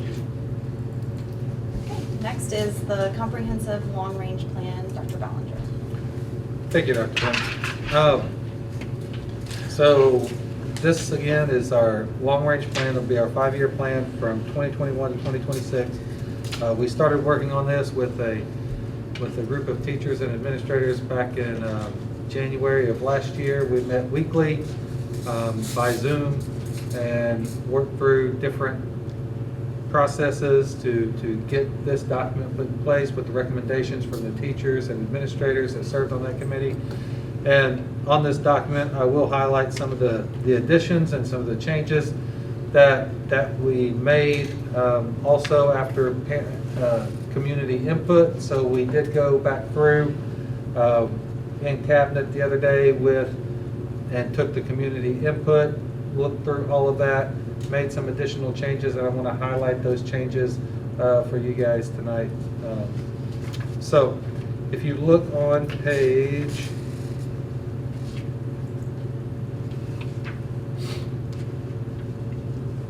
Page 6, this is the planning committee, and this is the name of the teachers and the administrators that served on the planning committee, and that goes from page 6 to page 7. I did include that. And so this group met, as I said, weekly, starting in January, going through what are we proud of, what do we need to improve on, and it was a very, very good process. The teachers were very involved in leading the development of this plan.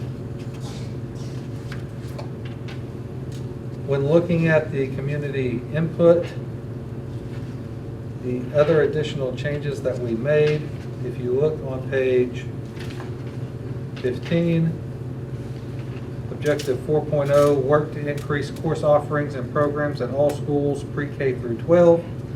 There were a few components or a few questions on there that asked about pre-kindergarten. You know, when we evaluate our programs pre-K through 12 to see how we can improve them, not just at the high school level. It is pre-K 12. So we felt that was important to put pre-K 12 so that we are including all classes, all grade levels within our comprehensive plan. On page 16, Objective 2.0, there was some confusion, and I'll admit that question did seem a little confusing. So we changed it a little bit to say, as evidenced by yearly surveys, 100% of students and staff will indicate they feel safe in their schools. The way that the question was presented or on a previous document is that it could have been interpreted that 100% of people are saying that they feel safe. The goal is that we want 100% of people to feel safe. And so we did modify that a little bit. We also added a bullet down there that we will work with law enforcement, fire and rescue, the Department of Health and Community Service Board to update school safety and crisis plan annually. On page 17, Objective 1.0, increase communication with parents or guardians concerning instructional, recreational, and safety-related initiatives on a weekly basis, as evidenced through teacher contact logs, website updates, social media updates, and communications through the school learning management system. That we went ahead and made this to where there's proof of evidence as far as it meeting this goal. And then Objective 2, parent involvement will increase by 10% annually through documented participation in school-related activities. And so that would be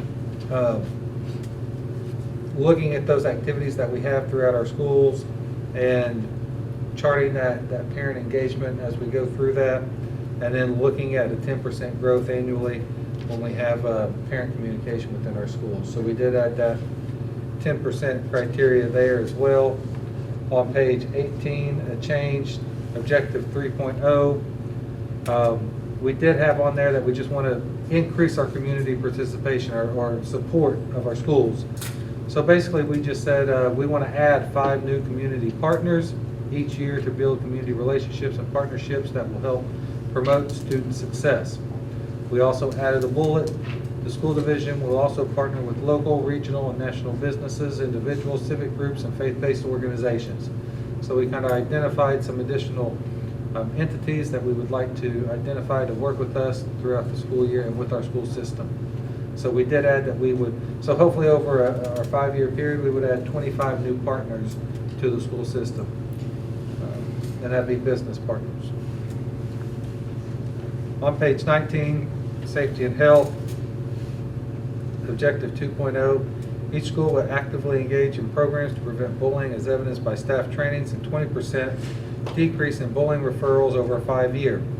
We added the bullets down there that our target goals will be 2%, 3%, 5%, 5%, 5% over that time. So we want to continue to reduce our referrals and to continue to make sure that we're doing the best job that we can in providing a safe learning environment for all students and staff. And then those are the only other changes that we had. Again, some of the changes we went through and updated and made sure that, well, from feedback, not just from the last time that we had with board members, when you guys first looked at this and we sat down in a work session and talked about this, and then from the community input. So this was after the community input. So it's up to discussion now for board members if you want to take this document with the changes that have been presented, and if you want to run that through our adoption process, would be 3 readings over the next 3 meetings, or whatever is the pleasure of the board. Comments from anyone?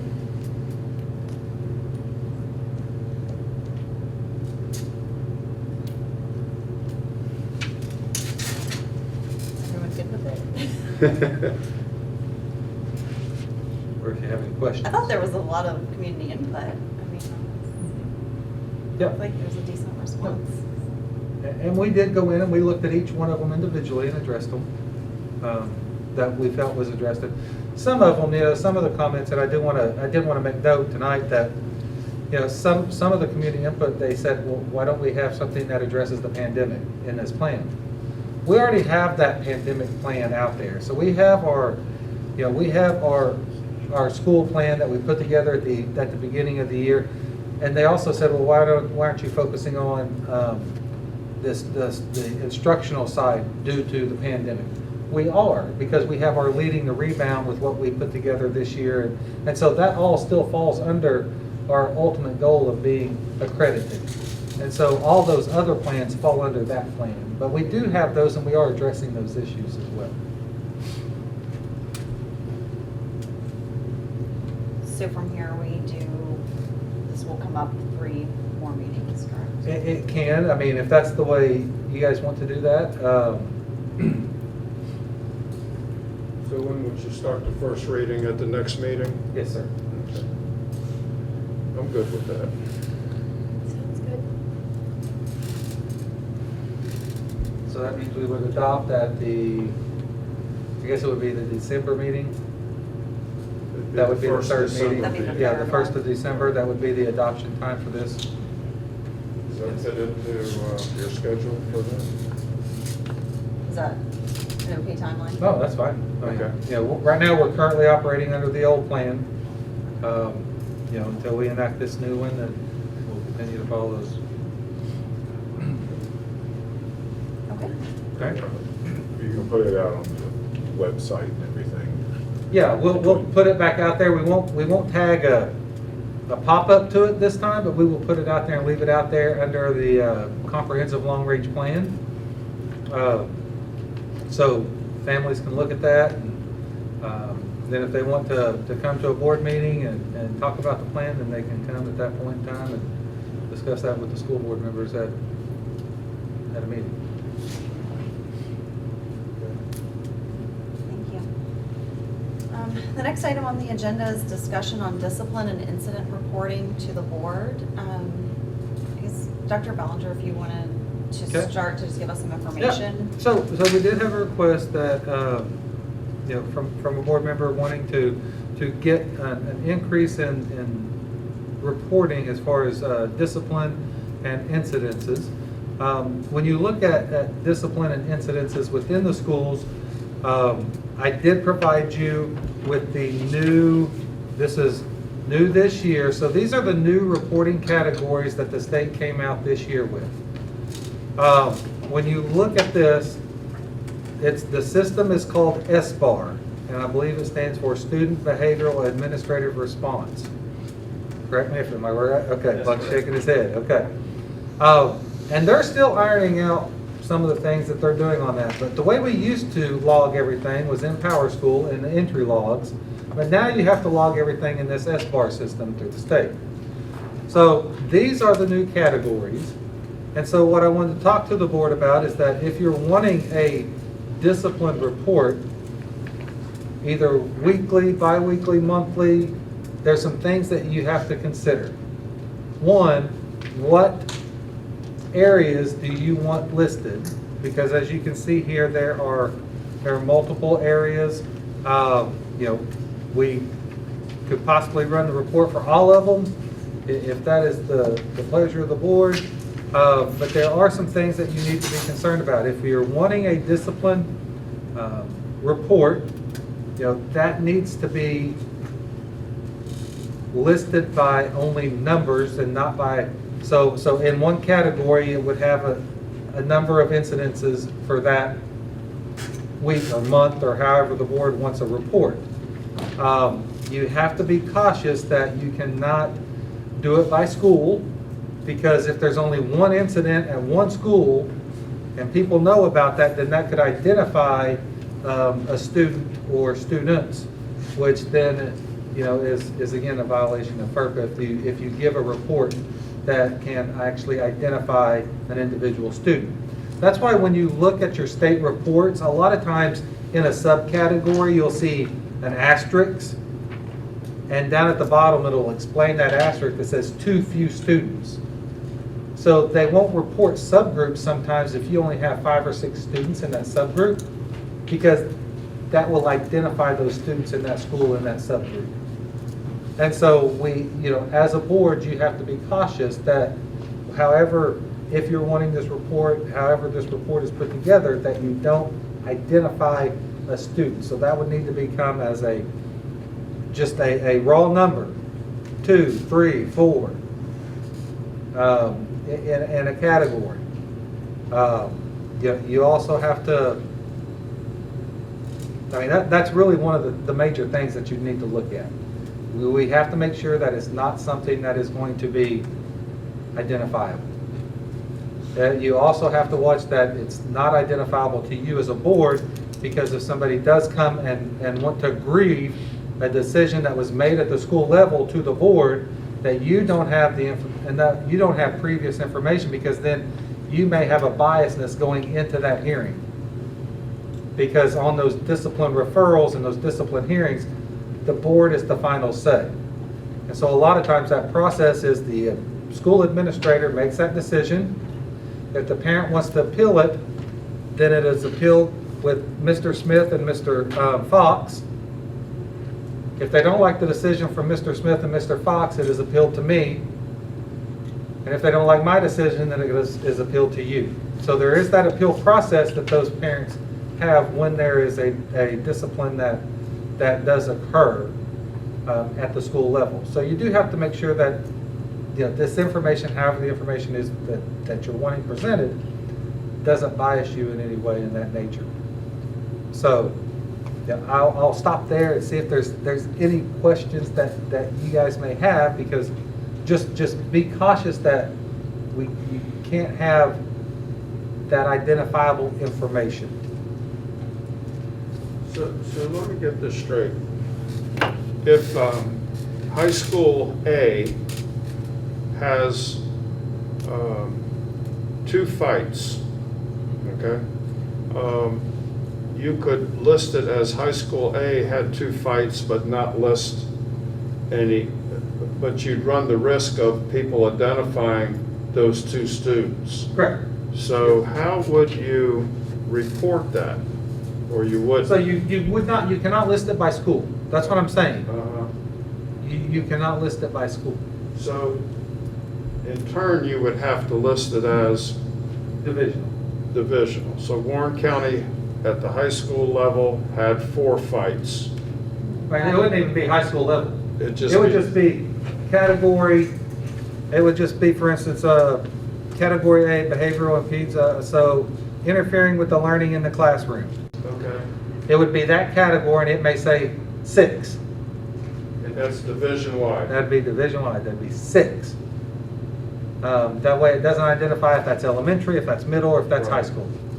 Okay. Because and why you can't do high school A, and I'm going to use Buck and Allen again, you can't say that you had a fight at high school A, and then everybody knows that day, those two hooked it up in the cafeteria, and so now everybody knows that it was reported to the board that, and then, it just, that you cannot be able to identify those two students because that may have been the only altercation that you had at a school that week.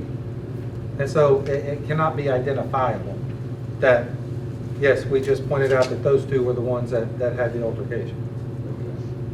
So that's why it needs to be divisional in whole. Okay. Thank you for clearing that up.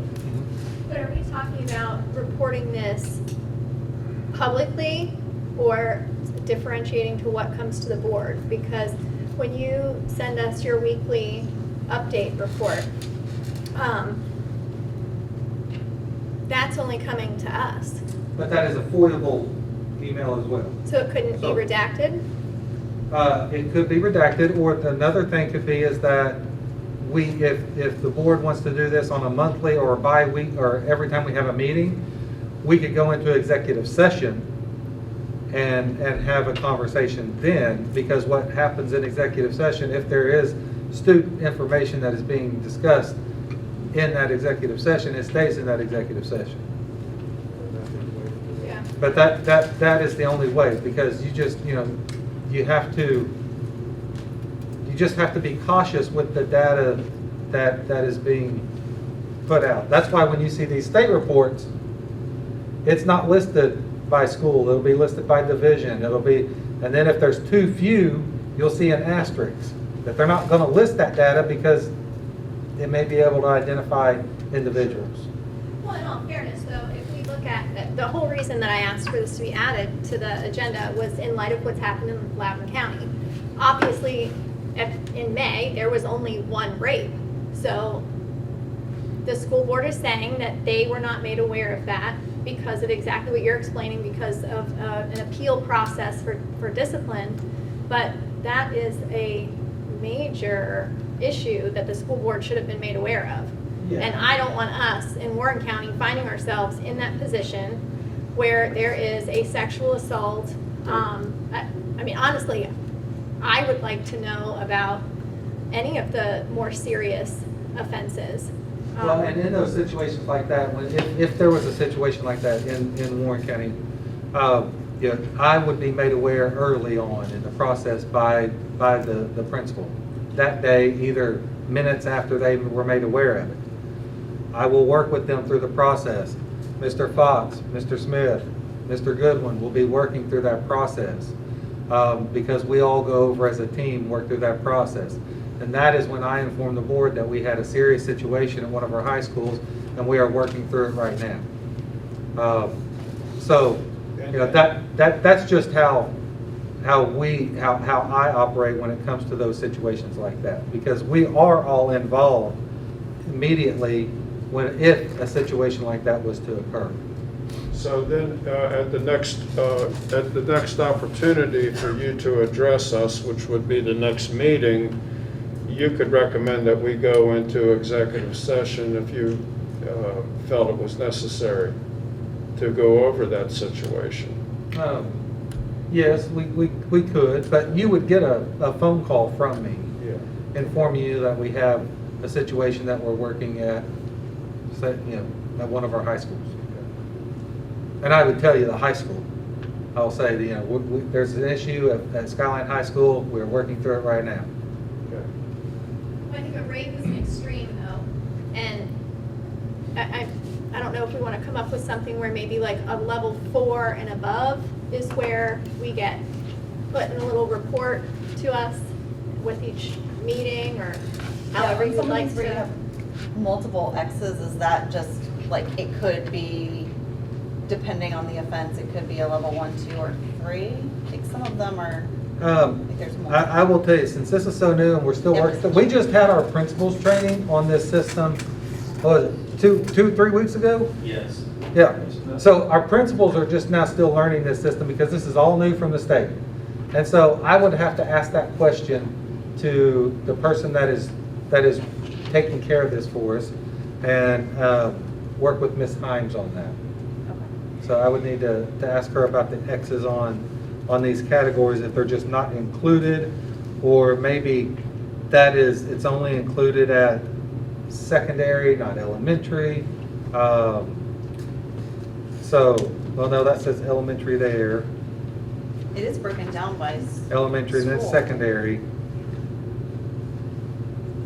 But like some things will have an X for level 1, 2, 3, and 4. Maybe it's how extreme it is. That's what I mean, like there may be Yeah. some, Like the battery. Yeah, like Maybe if you're assaulting a teacher, they're just gonna move that to level 5. You know, that's an automatic, so that they're gonna take those categories out. So that would be what that is for. Yeah, I think all assaults, I would like to know about all assaults that are obviously level, I don't know, 3, 4, 5, once we figure out what exactly that means. Because I think it's important for us to keep our finger on the pulse of what's going on in the schools. If we're having fights every day in the schools, we need to know about that as a board, because it will certainly affect decisions. Well, you're always gonna have some type of altercation at a school. You know, that could be from pushing and shoving, that could be from a verbal argument, that could be from a physical fight. You know, there is always going to be something that happens at a school. And I know Mr. Rinaldi can attest, as being in the classroom, you know, some days are gonna be good, but some days you may have one back to back to back to back to back. And it just depends on what the weather is sometimes. But you know, there's always something that is going on, and it may not be to the extent of that it's a level 4 or level 5, but it could be that, you know, students were pushing or they're cutting in line or this. I mean, there's always going to be a discipline report. Yes, So obviously. that's where you need to decide as the board if that is what, you know, what level you want, if you want it weekly, if you want it monthly, if you want, but I will say you have to make sure it's not identifiable, Yeah. however that information is, unless you want it to go into the. Yeah, that's fine, but I'd like to know that it's existing. Kids are being injured and assaulted, inappropriately touched, bringing drugs to school, bringing alcohol to school. I would like to know how much is occurring in the school, so that we can keep a finger on how things are going. So would you think a twice-a-month report, you know, would be I think that would be sufficient rather than sufficient. once a week? Yeah, Once a week's yeah, kind of no, burdensome. I think that before the meetings are in the how closed often is this session. uploaded, is this reported? So principals upload that stuff, that information data. And anytime there's an incident, it all now has to be reported in that system. So that is reported in that system daily. So, Dr. Ballinger, so you could pull a summary off the reports that they send in. You could pull a summary off and at each one of our meetings, just have it on a handout and say there was 4 fights division-wide, 2 verbal assaults. You know. I can tell you, I won't be able to pull it off, but Ms. Himes will be able to pull it off. Yeah. Ms. Himes, and she and I were working earlier in the week about how to get a report. And so, you know, there was, when we were working on it from my computer and my login, I could only pull it by school. And we can't give it by school. That's right. So she was going to go back and call the state to see if there's a report by the division. Otherwise, it's going to take some time for her to pull down each individual school, then pull that information off of that report and put it in another report that is non-identifiable. So it's not just going to be the easy click of a button. Right. It will take some time to run those reports, and once we figure out, now the state may come back and say, yes, hey, we've added this button here, we've added this report here, it's going to make it easier to get that. But it's going to be just working with her and making sure that we can get the information to make it presented to where, you know, how the board may want that presented, but not make it identifiable. Right. But give you enough information, but to keep it private for those students.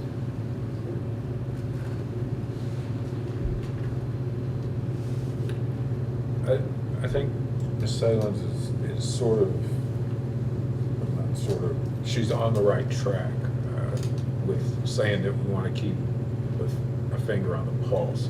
I think what this board, and I don't know if this report is the appropriate way to do it or not, but I think this board wants to know if there is a trend. And whether it can be identified or not, we want to know if there's a trend at a particular school.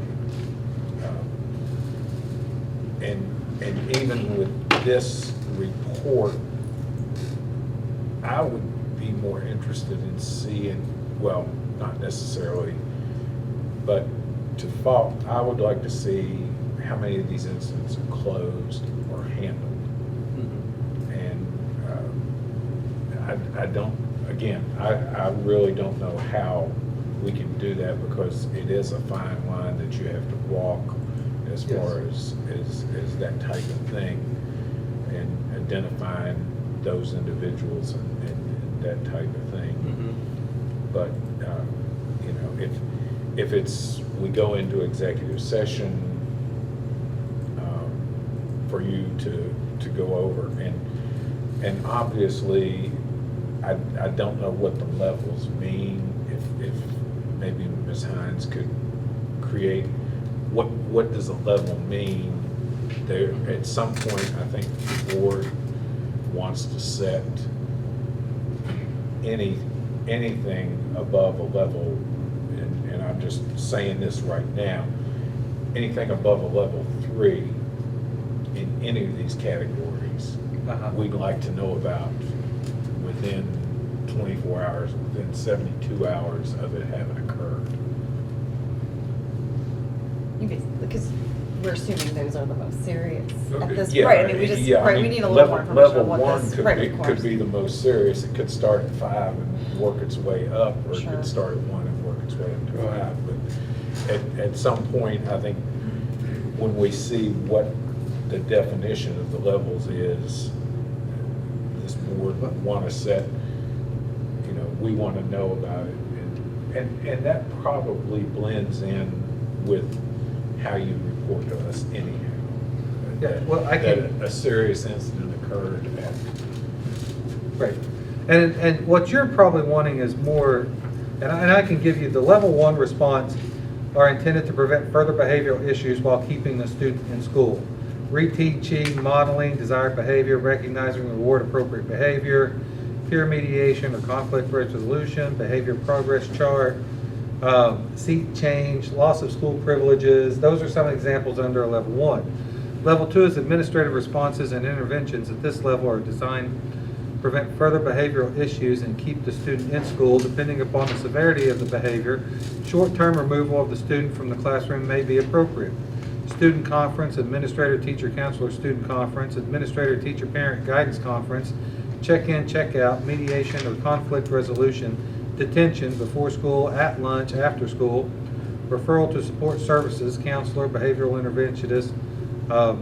It could be a schedule change, community service, Saturday school, confiscation of whatever it was, temporary loss of privileges.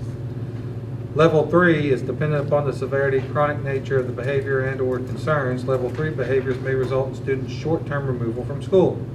Administrator, teacher, parent, guardian conference, detention, in-school suspension with restorative practices, 3+ days not to exceed 5 days, referral to support services, school counselor, behavioral intervention, referral for community-based services, functional behavior assessment, and behavioral intervention plans are developed. Functional behavioral assessment and behavioral support plans are developed. Community service, removal of privileges, restitution, short-term out-of-school suspension, 1 to 3 days, behavioral contract, going into what is a level 4, Level 4, some Level 4 behaviors require a report to the superintendent or superintendent's designee as outlined by the Code of Virginia. Local school board policy may require additional reporting. A referral to the superintendent or superintendent's designee does not automatically result in a long-term suspension, change, or of placement, or expulsion. However, the review of the incident in context, the superintendent or designee may return to students to the comprehensive setting with additional supports and/or responses to be implemented. This is where you have a threat assessment, referral to law enforcement, parent, administrator, teacher, student behavior contract, long-term revocation of privileges, restitution via written contract, referral for community-based services, schedule change, short-term out-of-school suspension for preschool to grade 3 students, 1 to 3 days, 4 to 10 days for from 4th to 6th grade students, or 5 to 10 days for 7th to 12th grade students. Recommendation for a long-term suspension as determined by the local policy or code. Level 5 responses are reserved for those behaviors that require referral to the superintendent or designee. For preschool to grade 3 students, any suspension beyond 3 days must be referred to the superintendent. A referral to the superintendent or designee may not automatically result in an expulsion, alternative placement, school reassignment, or long-term suspension. Required school-based administrative responses to level 5 behaviors. Threat assessment as indicated by the behavior. Referral to law enforcement as required. Referral to the superintendent or designee. So long-term suspension, alternative placement, expulsion, school reassignment, or return the student to the school setting with appropriate supports and intervention. Those are kind of the examples of those levels 1 through 5.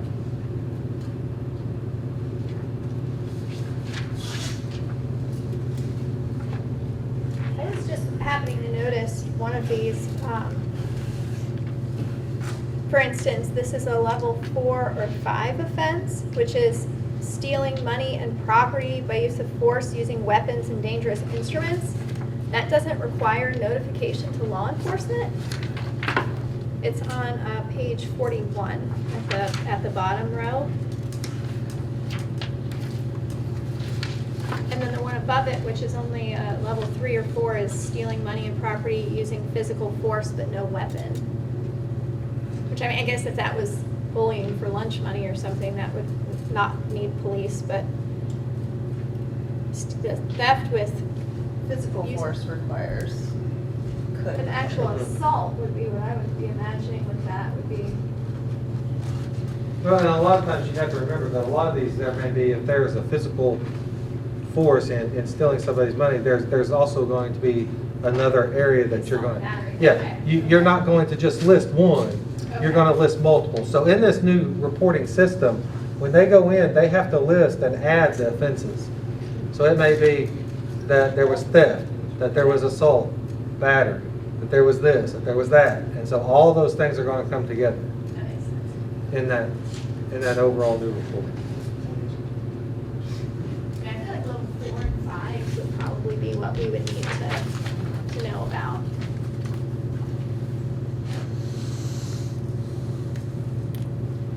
Okay with that? Anybody else have any other? Will we have access to this? Has it started? So administrators are putting into that new system now. But there's no way for us. as board You guys members cannot to have see it. access to it.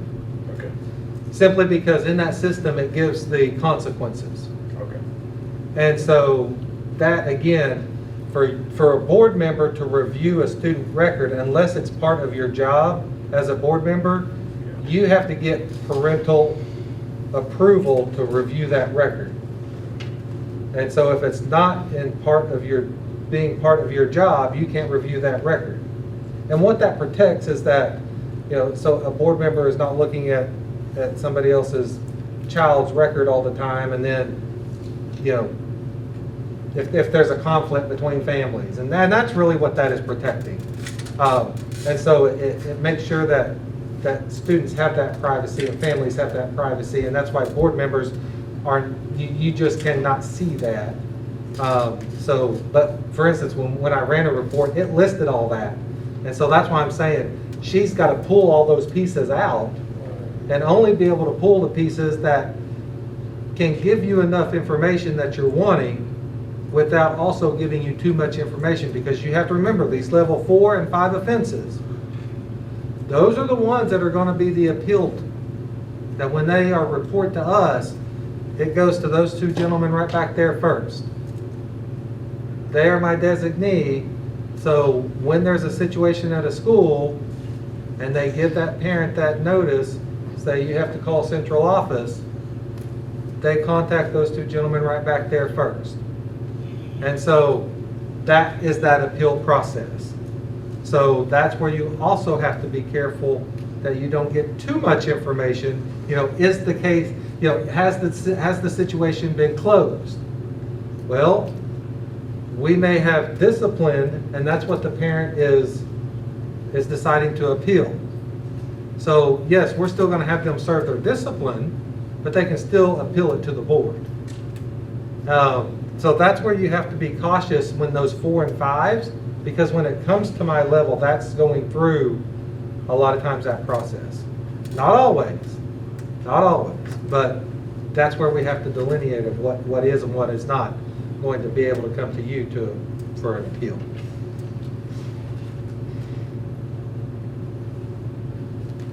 I don't think we can be willfully ignorant to serious level 4 and 5 offenses just on the off chance that there's going to be an appeal. And I don't think that knowing that there was, and when we're talking in such generalized terms of, we're not saying what school it was at, we weren't saying what their discipline was or who their name was, to simply know that there was a sexual assault that occurred. I don't want to be willfully ignorant to level 4 and 5 offenses. Yeah.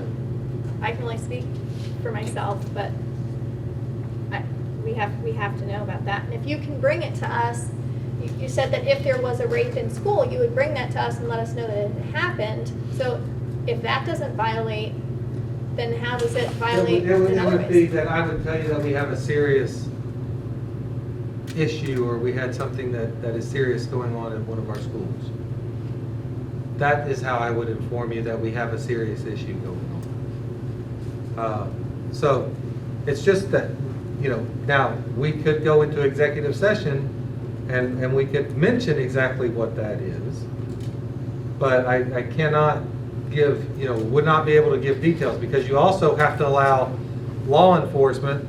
I know Mr. Uliberry is sitting out there, but when we have those situations like that, we can't get involved until law enforcement comes in and does their job, because we're not even supposed to, as a school system, when that's reported to us, go in and ask questions before law enforcement has an opportunity to come in on situations like you asked, because then we could disrupt that entire process that law enforcement's going to be conducting as far as for their investigation. And so law enforcement is always our first call in those situations, because we need them to come in and to do their job and to make sure that they have the information that they need in order to know whether they need to press charges or not, or whatever the situation may be.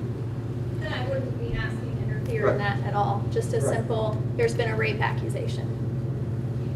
Simple and to the point. And if the way to do that is having these executive sessions, then we can do it that way.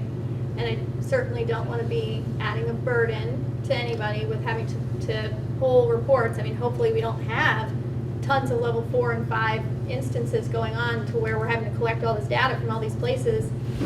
I'm hoping it's just going to be a very simple, we had no level 4 or 5s these last 2 weeks, and move on. But these are some very serious offenses here.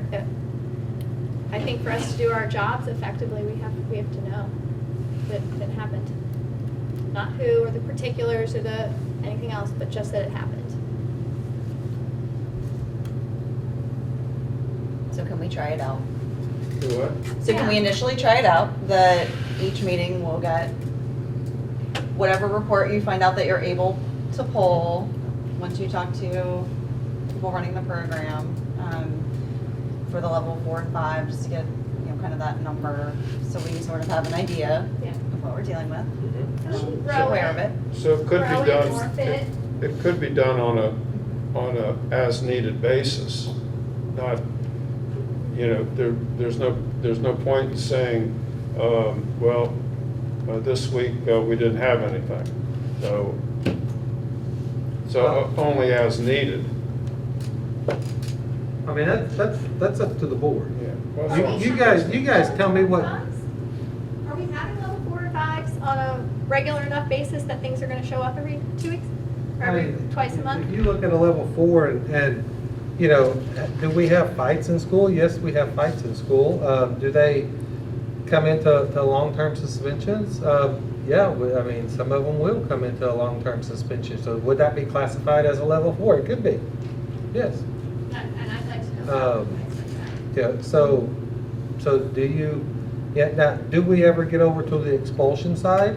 My understanding is that, you know, we have not had any expulsions in Warren County for a very, very, very long time, 20 years.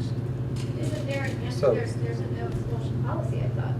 I have no idea. I'll tell you, I will expel somebody in this Okay. meeting. But, you know, I just don't think that, you know, we've had any incidences that have been brought to that level. But, you know, are you going to get some of these other things that could turn into a long term? Also, so with your restitution. So, you know, yes, it could be, and I've informed you guys about the TikTok challenges with all the restrooms. You know, a couple of weeks ago, there could have been 50 of them on there. right. But now, as Mr. Smith reported tonight, a lot of that has settled down. Because a lot of that involves restitution. You know, and could that be a level 4? Some of them could be, some of them couldn't be. So it just depends on how that's entered into that system and how it tags it in.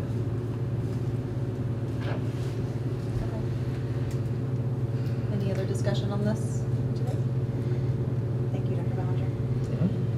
Next is going to be discussion to policy BDDH/KD, public participation at school board meetings. Dr. Ballinger, is that? Yeah, I'll start that. So this is the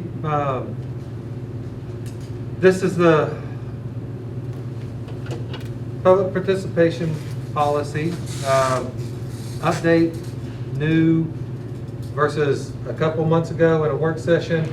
I presented some examples of other divisions' public participation policies. Mrs. Bauer worked with each of you to get what you liked out of those policies, what some of the things you would like to see, not see, and then she got that information to me, and then I created this document. The highlighted section, you know, there was some question at the last meeting, or I guess in writing this, some said 2 minutes, some said 3 minutes, some said, you know, let's do 45 minutes overall, an hour, unlimited time. But at the last work session, you guys settled on a lot, any time, as far as for a length of time for public input. There is no 1 hour time limit for all people to speak. That is what you guys wanted me to change, and so that's highlighted in that third bullet there. Also, you guys kind of settled on the 3 minutes, as you have currently, to keep with that 3 minutes. So I left that highlighted because those were the two things that you guys mentioned to me last time that you wanted to see as far as in this final product. So I have made those changes that you recommended at the last meeting and brought this back to you again. So since this is a policy, it would be going through our policy adoption process of 3 readings. And so if the board if the board is good with the way this is, and you want to go ahead and start with the 3 readings, then it would start at the next meeting to go through the 3 readings before the public to be able for adoption. Unless there are any other changes that you want to make to this, then the board will need to direct me on what you guys want to see done as a board on this policy. Any discussion or comments on the policy? Yeah, I think we're good for the 3 readings.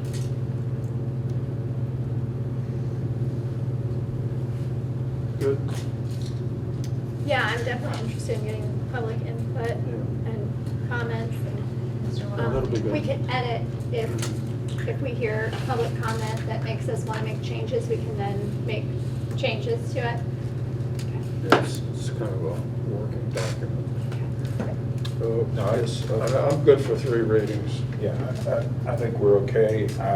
The only thing we may want to, not really, and I don't mean it to be a tighten up, but is to clarify the 3 minutes. Is that forever? I mean, in the entire process, is it 3 minutes and done? Or can that person return? And then can somebody cede their 3 minutes to somebody to finish their comments and that kind of thing? And if they can, does that person have to have been signed up to speak? So it does say here that you cannot yield it. So if you only speak a minute, you cannot yield your 2 minutes to somebody else to give them 5 minutes. So time cannot be yielded. And then it also says that they only get an opportunity to speak one time. Unless there's a public hearing, correct? Huh? Unless there would be a public hearing. So if you have your public comment section at the beginning that they could speak at, but then if there is a Public hearing on a separate option, they would then be able to speak at that. Yeah, if there is a hearing. So if you had your public comment and then you have a hearing on the school budget, yes. Okay. They could speak at that and then have their comments in time for the public hearing. But as far as if it's just that one without a public hearing, then they would only get their 3 minutes to speak. And that's what we currently do. And that's what most school divisions do. I think all school divisions do that. But that would be not changing any of our practices that we haven't done in the past.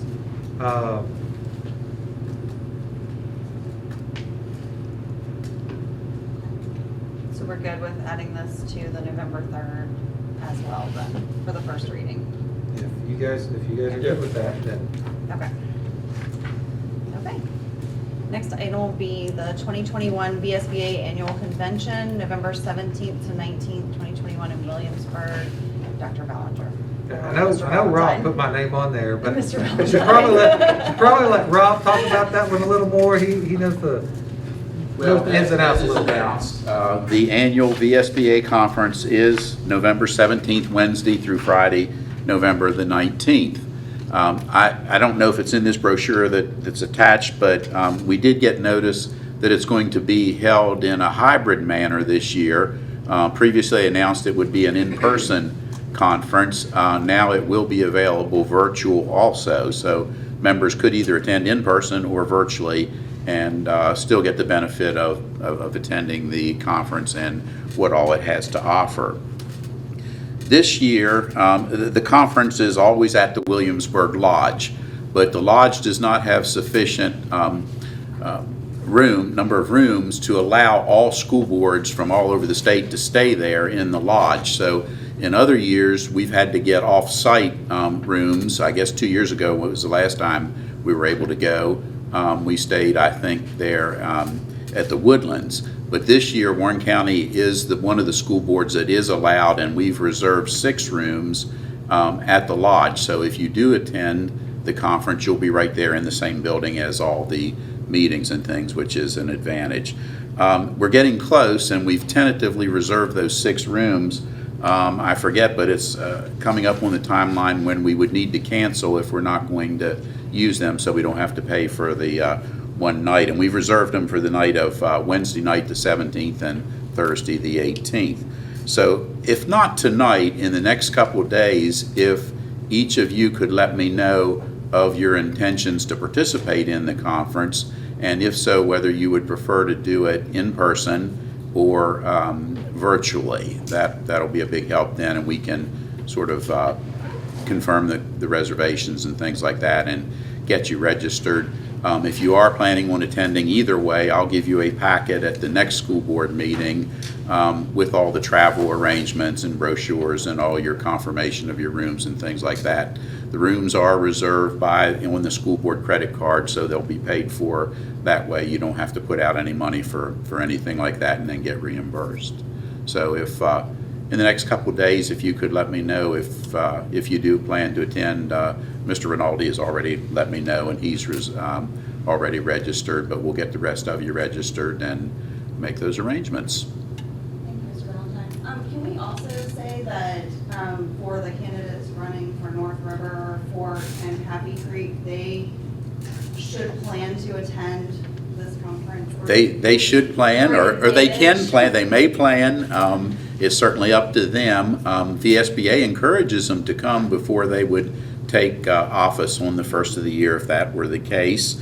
And they do not have to, we do not have to pay a registration fee for them. That's the one time they would get to go that there's no cost to the school division. I know both you and Mr. Rinaldi did that when you were school board members-elect 2 years ago. So, and I'm sure you found that a beneficial. I thought it was just really helpful. Yeah. So I think that's important that they have that on their calendars. Sure.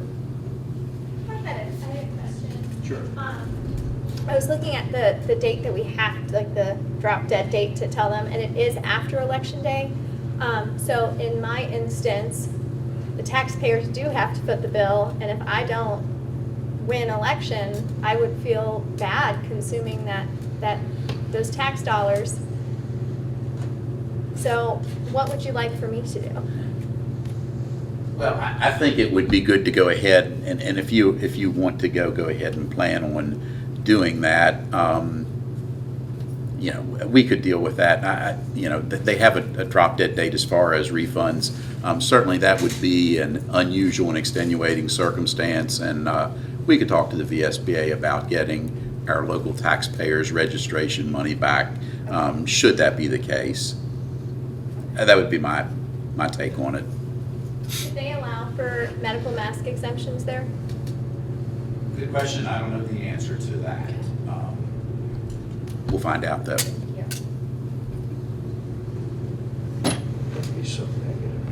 Is there anything else?